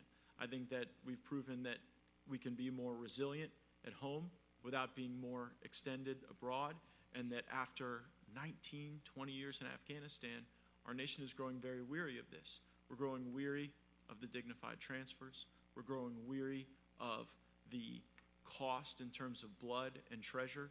And we grow weary of these circumstances where our adversaries, not just Russia, but Iran and others that are in the region, utilize our continued presence. They utilize our might I say, unfocused extension of this conflict to try to harm Americans. So I wish you Godspeed in the mission that you're on to draw down those forces. And I thank you for giving us the briefing and certainly for enlightening us to the fact that this was not some Gentleman's time spur of the has moment flare-up. expired. Thank you, Mr. Chairman. Mr. Carbajal is recognized for 5 minutes. Thank you, Mr. Chairman. Chairman Milley and Secretary Esper, thank you for joining us today to cover these very important issues. Before I get to my questions, I want to take a moment to mention Specialist Vanessa Gillian, who disappeared from Fort Hood in April after confiding in her family that she had been sexually harassed by a sergeant. Her remains were tragically found a few days ago. I'm sure you're both aware of her story. I expect that you will do everything in your power to ensure that a full and independent investigation is completed and continue to work to make our military welcoming and safe for our female service members. As for today's topics, what you noted in your testimonies, our country is going through a period of anger and self-reflection regarding how our society treats and includes certain members of our nation. While I appreciate your words, actions speak louder. Secretary Esper, what concrete steps have you already taken, and what other immediate actions do you plan on taking in the coming months to ensure that diversity is substantially valued and increased at all levels of our military, especially amongst the officer ranks? Congressman, thank you. And first of all, you mentioned Specialist Guillen. What a terrible tragedy, murder.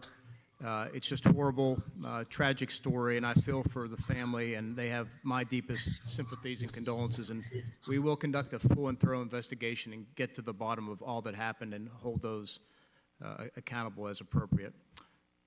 With that, your question is spot on. Look, we recognize that race is a problem in the military across the nation. Discrimination, prejudice, bias. I talked about in my quick action items. I have a list. I'll probably put that out next week in terms of immediate things that we will do to start getting rid of hidden bias in the military, such as removing photographs from promotion boards. But I've also had the privilege over the last 3 weeks to hold over a half dozen listening sessions with soldiers, sailors, airmen of all ranks across the country, and simply listen. Beginning the conversation alone is something we've never really done. And the chance to sit down with these young men and women, I probably spent a total of 10 hours or so just listening, having discussion, understanding that we don't even have the right terms and language and understandings of the definitions to have such a tough conversation. And I sat through many of them. So that'll be part of what we're going to begin. But I think in terms of standing up the Defense Board and ultimately the Defense Advisory Committee that is mirrored on Dakowitz, I want to believe in some ways it's an historic step, a major step forward to really get at this underlying issue that is hung around the neck of our country for well over 200 years, and to address the fundamental problems of racism and discrimination, prejudice and bias, both conscious and unconscious, be a cohesive, unified, ready force. And we rely heavily on persons from all backgrounds, creeds, races, ethnicities, genders, etc., to make us the greatest fighting force in the world. Thank you, Secretary Esper. I want to ask another question. General Milley and Secretary Esper, I would like to also take a moment to commend you regarding the statements you made at Lafayette Square, being there in field fatigues. You state that it was a mistake and you learned from it. I believe over the last month there are many moments we can all learn from. Regret is one thing, but what would you do different in a similar future situation? And while I understand we are waiting reports on specific instances, such as the low-flying National Guard helicopters and reconnaissance planes. What lessons has the department learned about its response, and how are you both working to make improvements?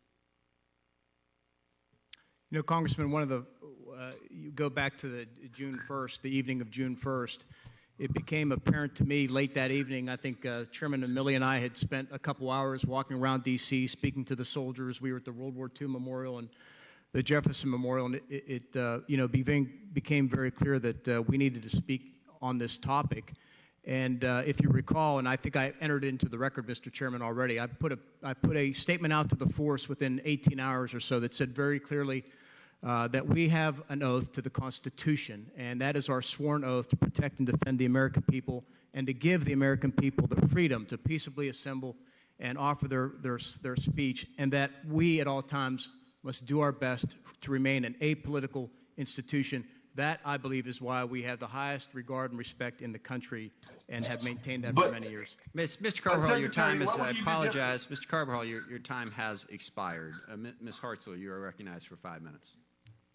Thank you very much, Mr. Chairman. Thank you, gentlemen. First of all, I want to commend you for the amazing professional job that you all have done, especially the National Guardsmen, in very, very difficult situations.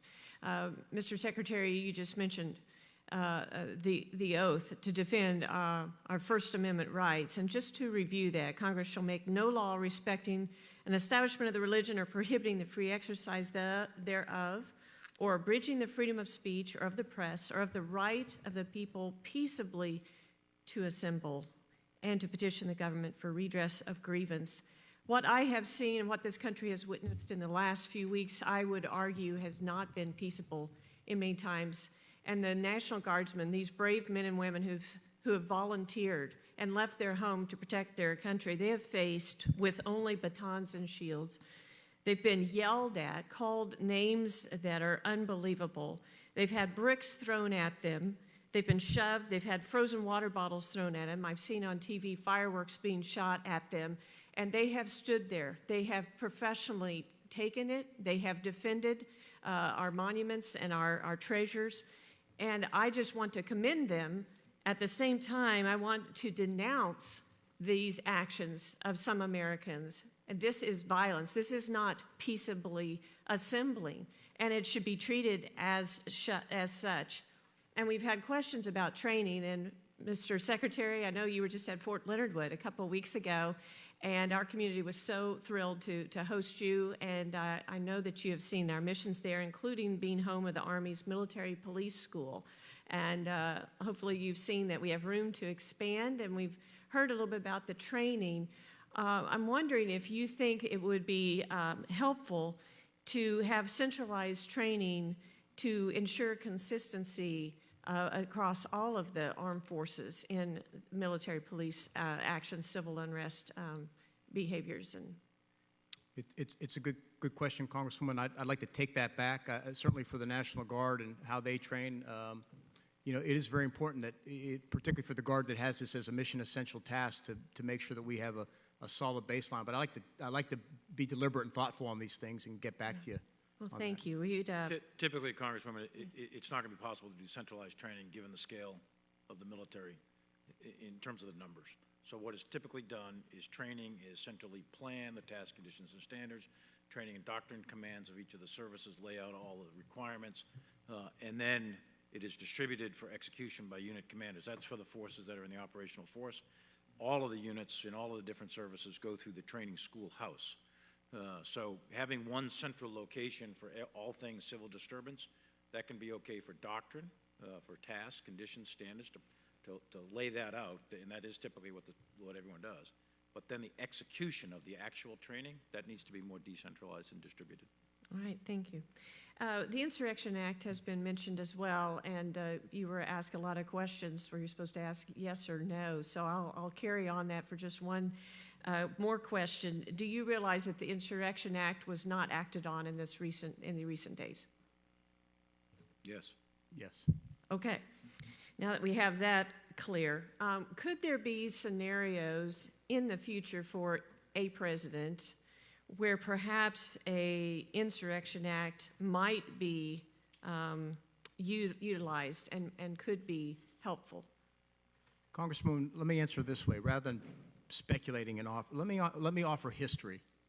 The Insurrection Act was used in 1957 by President Eisenhower to federalize the Guard in Arkansas and to also call up the 101st Airborne Division in order to protect 9 African-American students known as the Little Rock Nine so that they can go to school. It was called up in 1962 by President Kennedy to federalize the Mississippi National Guard to secure the University of Mississippi, Oxford, in order to ensure James Meredith, an African-American Air Force veteran, could go to school.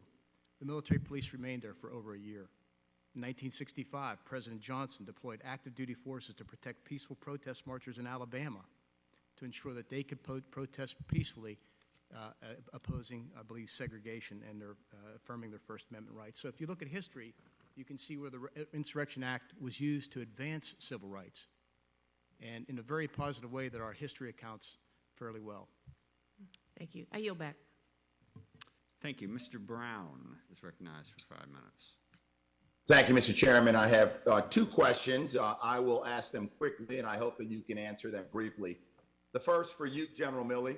I know that you are a student of history of warriors and warfare of the United States and our armed forces, and that you use that knowledge and understanding of our history to guide your decisions and thinking. You not only understand, but you embody the values that we live by and that we die by as soldiers. Can you comment on the naming of Army installations after Confederate soldiers? Does it reflect the values that we instill in soldiers? Are these Confederate officers held up as role models in today's military? Does it help or hurt the morale or unit cohesion of service members, particularly that of the Black and brown service members who live and serve on these installations today? Congressman, we've had a lot of discussions in the Department of Defense and in the Joint Chiefs and amongst the senior leaders on that very topic. I'll give you a couple of things to think about. I personally think that the original decisions to name those bases after Confederate generals, the 10 bases you're talking about in the Army, those were political decisions back in the 1910s and 20s and 30s and World War I, World War II time, for 100 years ago. And they're going to be political decisions today. The military equity here is divisiveness. And as you mentioned, cohesion. 43% of the United States military are minorities. And in the Army, for example, and these are Army bases you're talking about, we're up to 20+% African American, and in some units you'll see 30%.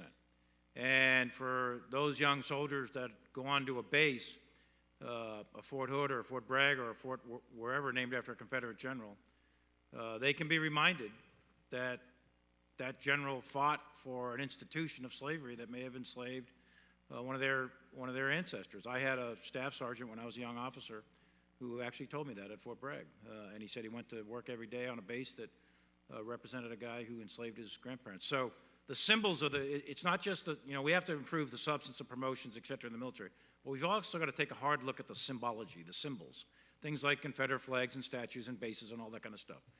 The Confederacy, the American Civil War, was fought, and it was an act of rebellion. It was an act of treason at the time against the Union, against the Stars and Stripes, against the U.S. Constitution. And those officers turned their back on their oath. Now, some have a different view of that. Some think it's heritage. Others think it's hate.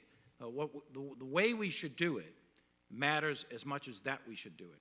So we need to have, I've recommended a commission of folks to take a hard look at the bases, the statues, the names, all of this stuff, to see if we can have a rational, mature discussion. General Milley, I appreciate it. I do want to get to Secretary Esper. I got it. I want to take a moment to thank you, Secretary, for clarifying your position on the use of force and deployment of our military against civilians exercising their constitutional rights to assemble, to petition our government, and peacefully protest. Mr. Secretary, as you stated in your June 17th statement, we strive to create an environment of diversity and inclusion in the military. You specifically stated removing bias and prejudice in all its forms and ensuring equal opportunity and respect for all will make us stronger, more capable, and more ready as a joint force. Last month, both the U.S. Marine Corps and U.S. Navy announced plans to ban the Confederate flag and associated imagery on bases and installations around the world. This symbol honors those who fought, as General Milley mentioned, to maintain oppression and slavery. Furthermore, the Confederate flag is used, albeit not by everyone, but is used by white supremacists and other organizations seeking to spread hate and racism. In the NDAA, we include a provision to ban its display on all department property, but I believe that immediate action should be taken. What is your plan regarding a department-wide ban of this symbol? Thanks, Congressman. First of all, let me again, echo what you said about the National Guard. And I'm reminded this is a use of force card that was handed out to the D.C. Guard, and here prominently in bold says, "Remember to preserve the peace and allow fellow Americans to peacefully assemble and exercise their First Amendment rights." That's what our Guard was trained on when they were operating in D.C. Look, I have a process underway by which to look at a number of issues, both substantive and symbolic. There'll be a combination of the Defense Board and the Advisory Committee. We want to take a look at all those things. There is a process underway by which we affirm. And I'm sorry, Mr. Secretary, if you could wrap up quickly. The gentleman's time has expired. Which we affirm what types of flags are authorized on U.S. military bases. I want to make sure that we have an approach that is enduring, that could withstand legal challenge, but that unites us and most importantly helps build cohesion and readiness. And again, that process is underway. And thank you. I think that yes, sir. Got the gist. Mr. Waltz. Thank you, Mr. Chairman. Mr. Waltz, you're recognized for 5 minutes. Thank you, Mr. Chairman. Mr. Secretary, General Milley, I just want to commend Guard. I absolutely want to commend the Guard for its professionalism, for its poise. I'm sorry, Mr. Waltz, you are deep in the water here. We cannot understand you. Can you give it one more quick try, or we may have to move on? Okay, how are we doing now? Much better. Go. I just want to commend the Guard. My understanding is we have over 70,000. That's roughly 6th Division currently deployed for the homeland and overseas. That's for COVID. That's for civil unrest. That's for ongoing overseas missions. We haven't even gotten into hurricane season in Florida or wildfires or others. Mr. Secretary, the Guard's defense strategy points to demographic and economic trends that are critical to where we have the force structure around the country, and says that it must be prepared to reposition Guard force structure in light of those shifting trends, particularly shifting population, which, as we know, has shifted fairly drastically over the last several decades. Yet the force structure hasn't followed. In fact, in Florida right now ranks 53 out of 54 states and territories in terms of the size of its Guard, the per capita of its population. Yeah, I think we all know with every hurricane bearing down every season, wildfires and others, how much it's used. Can you come back to me for the record? Can you work with the NGB, Langell? I don't know if you'll hear me. I'm interference. I'm sorry, Mr. Wallace. Once again, Mr. Wallace, we can't understand you. I think the first part of your question was reasonably clear. Mr. Esper, if you wanted to take a stab at the Guard situation in Florida, answer that if you can, and take a shot at it. Yeah, thank you, Mr. Chairman, and Mr. Waltz, thank you. I think from what I caught, I'll follow up with you offline. I think you were talking about the disposition or maybe the composition of Guard forces in Florida and how it's changed over time or not with demographics. So maybe I'll just follow up with you offline. And I think you asked that we have a conversation with General Langell. That's what I took from that. Yeah, Mr. Chairman, if you could hear me, just a slight tweak there.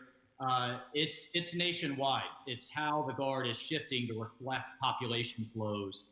Particularly, we're looking at the per capita. Florida's population has doubled since the 1980s, yet its Guard has remained stagnant. So that would be one piece, and then the other piece.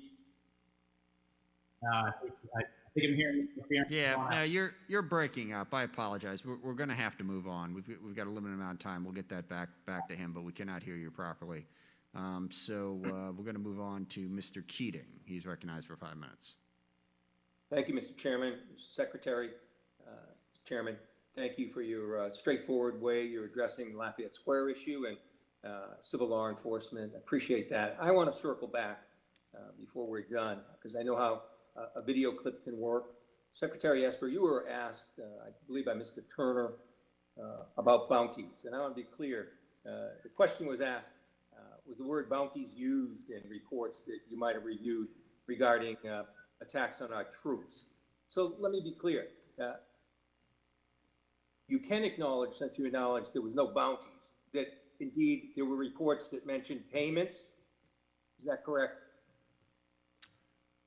Congressman, that's correct. I was responding to the specific question of, do I recall use of the word bounties? And I think what I said is, I do not recall the use of that word. You answered it correctly, but I didn't want a soundbite at the end of this hearing coming out that said that you said that you never saw a report on bounties. So that's clear. I always try to avoid politics, Congressman. I know. In any case, I didn't want you to be drawn into it unnecessarily. How's that? In any case, Director Haskell, CIA Director Haskell, just in the last few days has said how important it is for force protection that the dissemination of information occurs and is shared to all national security community members, obviously to you, all of you, in an ongoing effort to secure our troops. So she also, it was underscored clearly that the immediate versus delayed dissemination of that information, intelligence reports, is critical. Are you satisfied that you're getting immediate transfer of this intelligence from our other agencies, so if it's actionable, you can act on that? Can you state that for the record, that you don't perceive any delays, that this is really a lifetime dissemination to you? Congressman, I get a lot of reports every day, an inch thick of material I try and get through and read through. I know the Hill, this committee gets reports as well. And I think you saw the same reports that I saw on this topic. It's hard for me to gauge the timeliness because I don't know when they start or when they get it. But clearly there's a process part of this, an analysis part that once they get information, converting it in and converting it into intelligence, all that happens. I just don't have a sense of the timing. I don't want to interrupt, but I'll follow up with her. So I can follow up with her on that offline. Please do, because it's essential that you get that information. I also want to know independently. Some of these unsourced reports do a lot for family members. I come from a family where we lost a family member in action, and particularly, reports around 2019, the casualties that were there, the soldiers we lost. Could you tell us independently, are you looking into those as well, given the intelligence you have, particularly the April 2019 suicide bombing outside of Bagram Air Base that killed 3 of our U.S. Marines? Are you looking at least this independently based on the intelligence you have? Congressman, first of all, I share the concern, and condolences still to the family of those Marines, I believe, who were lost. Let me say this much, and I'll ask Chairman Milley to jump in here. General McKenzie is looking back over time. I think he stated publicly as well as he doesn't see causality with that one. And I believe that I got a separate report from one of my intelligence agencies saying they cannot find any corroborating evidence with regard to that alleged program, with regard to that attack on those 3 Marines. But Chairman? Congressman, as of today, right now, we don't have cause and effect linkages to a Russian bounty program causing U.S. military casualties. However, we are still looking. We're not done. We're going to run this thing to ground. Yeah, well, thank you. And just as clarification from an intelligence standpoint, without being wonky, I mean, corroboration usually isn't a term that's used, but it's usually remote, improbable, even odds, probable, highly probable. Those are the kind of, or certain, those are the kind of intelligence terms that are done, linking things together. I'll yield back. I'm actually yielding back some time, Mr. Chairman. Thank you. Mr. Vila, you are recognized for 5 minutes. Thank you, Mr. Chairman. Secretary Esper and Chairman Milley, I've got 2 questions, and whatever time is left, I'd like to yield to Ms. Lockton so that she can get ready for that. But my first question refers to Vanessa Guillen that Mr. Carvajal brought up. And what I'd like to do is, I'm sure you're both as disturbed as we all are by the events leading to her death. And what I'd like to do is give you an opportunity. She has family members in my district, and would like to give you the opportunity to tell that family what we're going to do to make sure that those sorts of things don't happen again. Congressman, let me first go first and speak to you, but more importantly, the family, and just express our sincere condolences with regard to what happened to Specialist Guillen. It's tragic. It's horrible. I watched this over the preceding couple months in terms of how it unfolded. I can't imagine the despair of the parents not knowing what the fate of their daughter, and it's just a terrible incident. I spoke yesterday or the day before with Secretary McCarthy.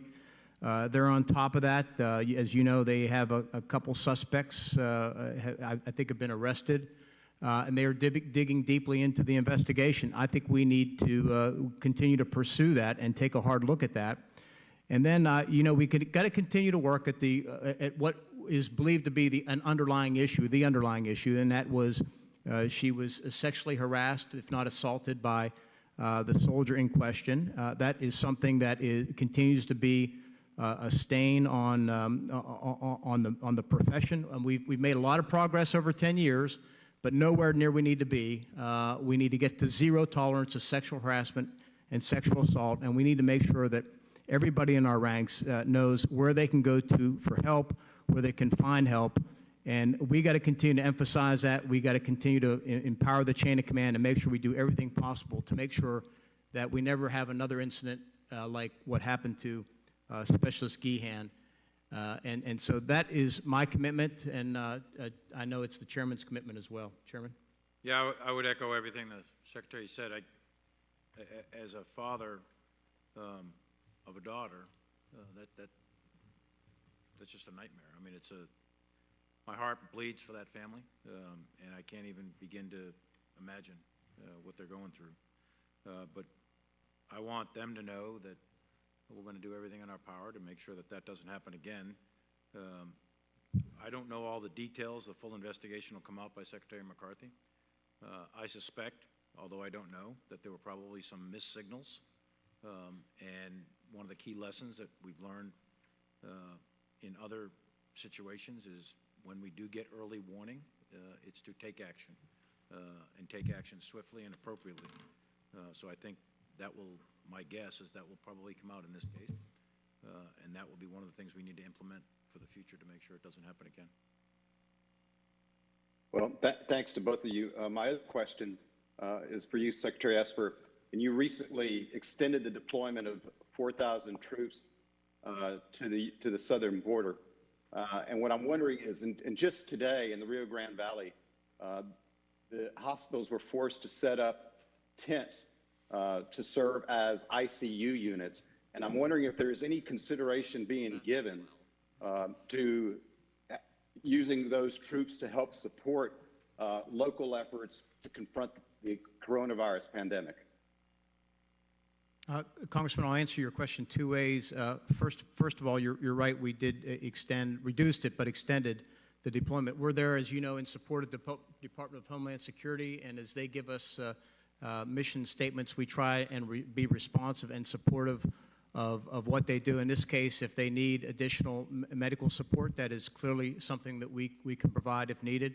I think beyond that, unless I misunderstood your question, we are now reacting to incoming requests from FEMA. I spoke to Director Gaynor the other night with regard to COVID spikes in Texas, throughout Texas. As you may or may not know, we have already deployed a team of medical personnel to assist in Texas, and we are on the alert and looking for outbreaks in other states such as Arizona, Florida, California, to make sure that we are responsive to the American people in terms of dealing with any outbreaks that may happen around the country.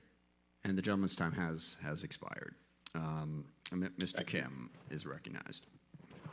Thank you so much for coming out here and talking to us today.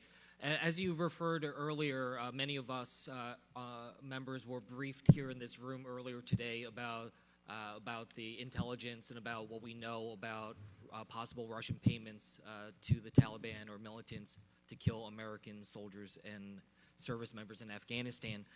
I have to tell you, leaving aside the discussions about whether or not there is sufficient evidence regarding possible bounties or payments, whatever we want to call it, I have to say that the intelligence and what we know about Russian efforts in Afghanistan, writ large, targeting our personnel, is deeply concerning to me. And General Milley, you made reference to this, saying that this is something that we've known for quite some time and quite a number of years.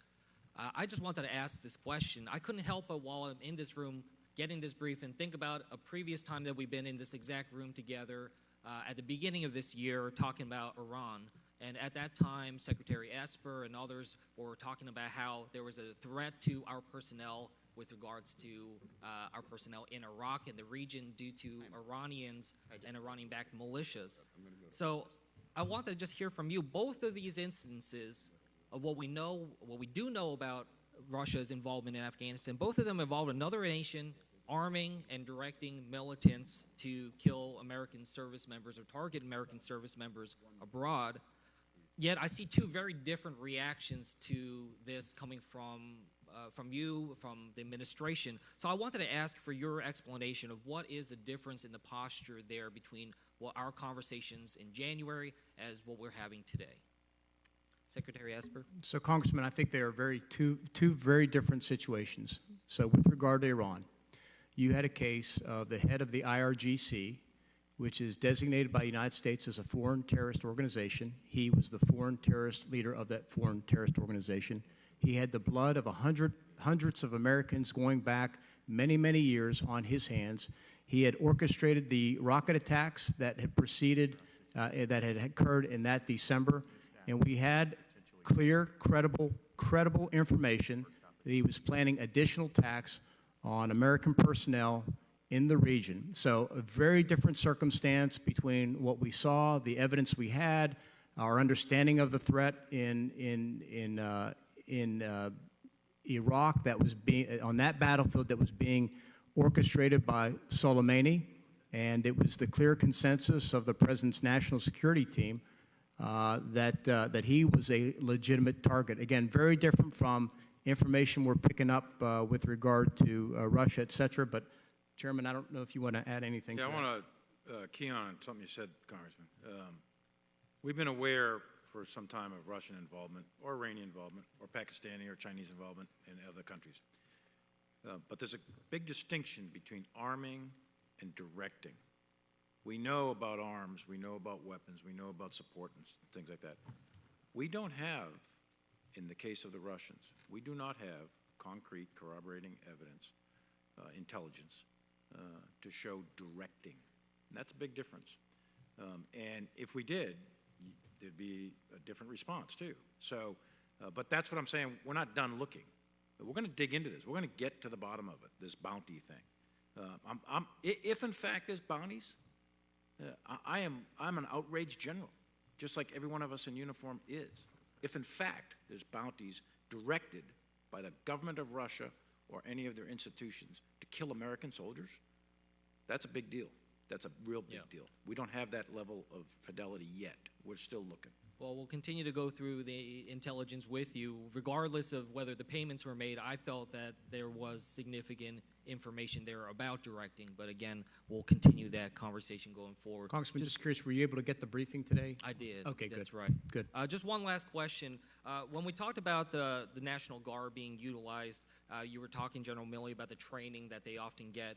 Yet when we looked at it, out of the 5,100 guardsmen and women who were here in D.C. Last month, only 154 from the D.C. National Guard were military police, 26 security forces. From other states, only 83 were military police and 4 were security forces. That's 5% out of the 5,100. Secretary Esper, when you sent out your notice of emergency deployment, you focused on active duty military police units. Why was that not done the same for our guardsmen in terms of prioritizing military police personnel? And this will have to conclude. I understand the Secretary has to go. We are over time, so up to you how long you wish to answer that question, and then we will be done. Go ahead. Probably the chairman may be better situated, but there, every soldier undergoes a certain level of training, and of course, we would not ask them to perform a mission if they weren't briefed on the rules of engagement and had a basic level of training. But your point is a fair one, is we try and prioritize, as the chairman noted earlier, the best for these situations would be military police units. But you also have to go with what you have available at the time to do that. And that's why I'm so proud of our guardsmen who were, in many cases, performing missions that weren't core missions, but were a core mission as a soldier or an airman. Thank you. I will say there were a lot of members who do not have an opportunity to question. I understand the Secretary does have to go. We would like to have the opportunity to submit those questions for the record and get answers as quickly as possible. And with that, we are adjourned.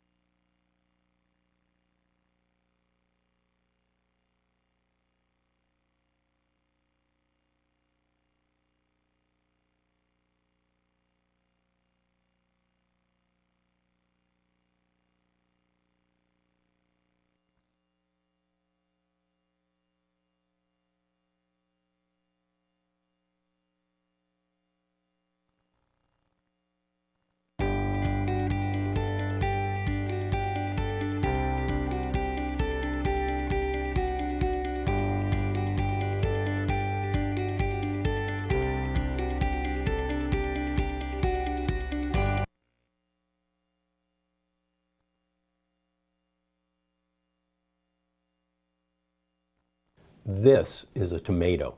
Think it's good for you? Think again. There's one simple trick to controlling your weight. Cardiothoracic surgeon Stephen Gundry says he solved the weight loss mystery. You really have changed the way I think about what I eat. Best book I've seen on diet ever. If you've been struggling with your weight, I've got the solution for you. People at home right now are saying, I cannot believe what I'm hearing. Sound too good to be true? Well, Dr. Gundry is living proof that his discovery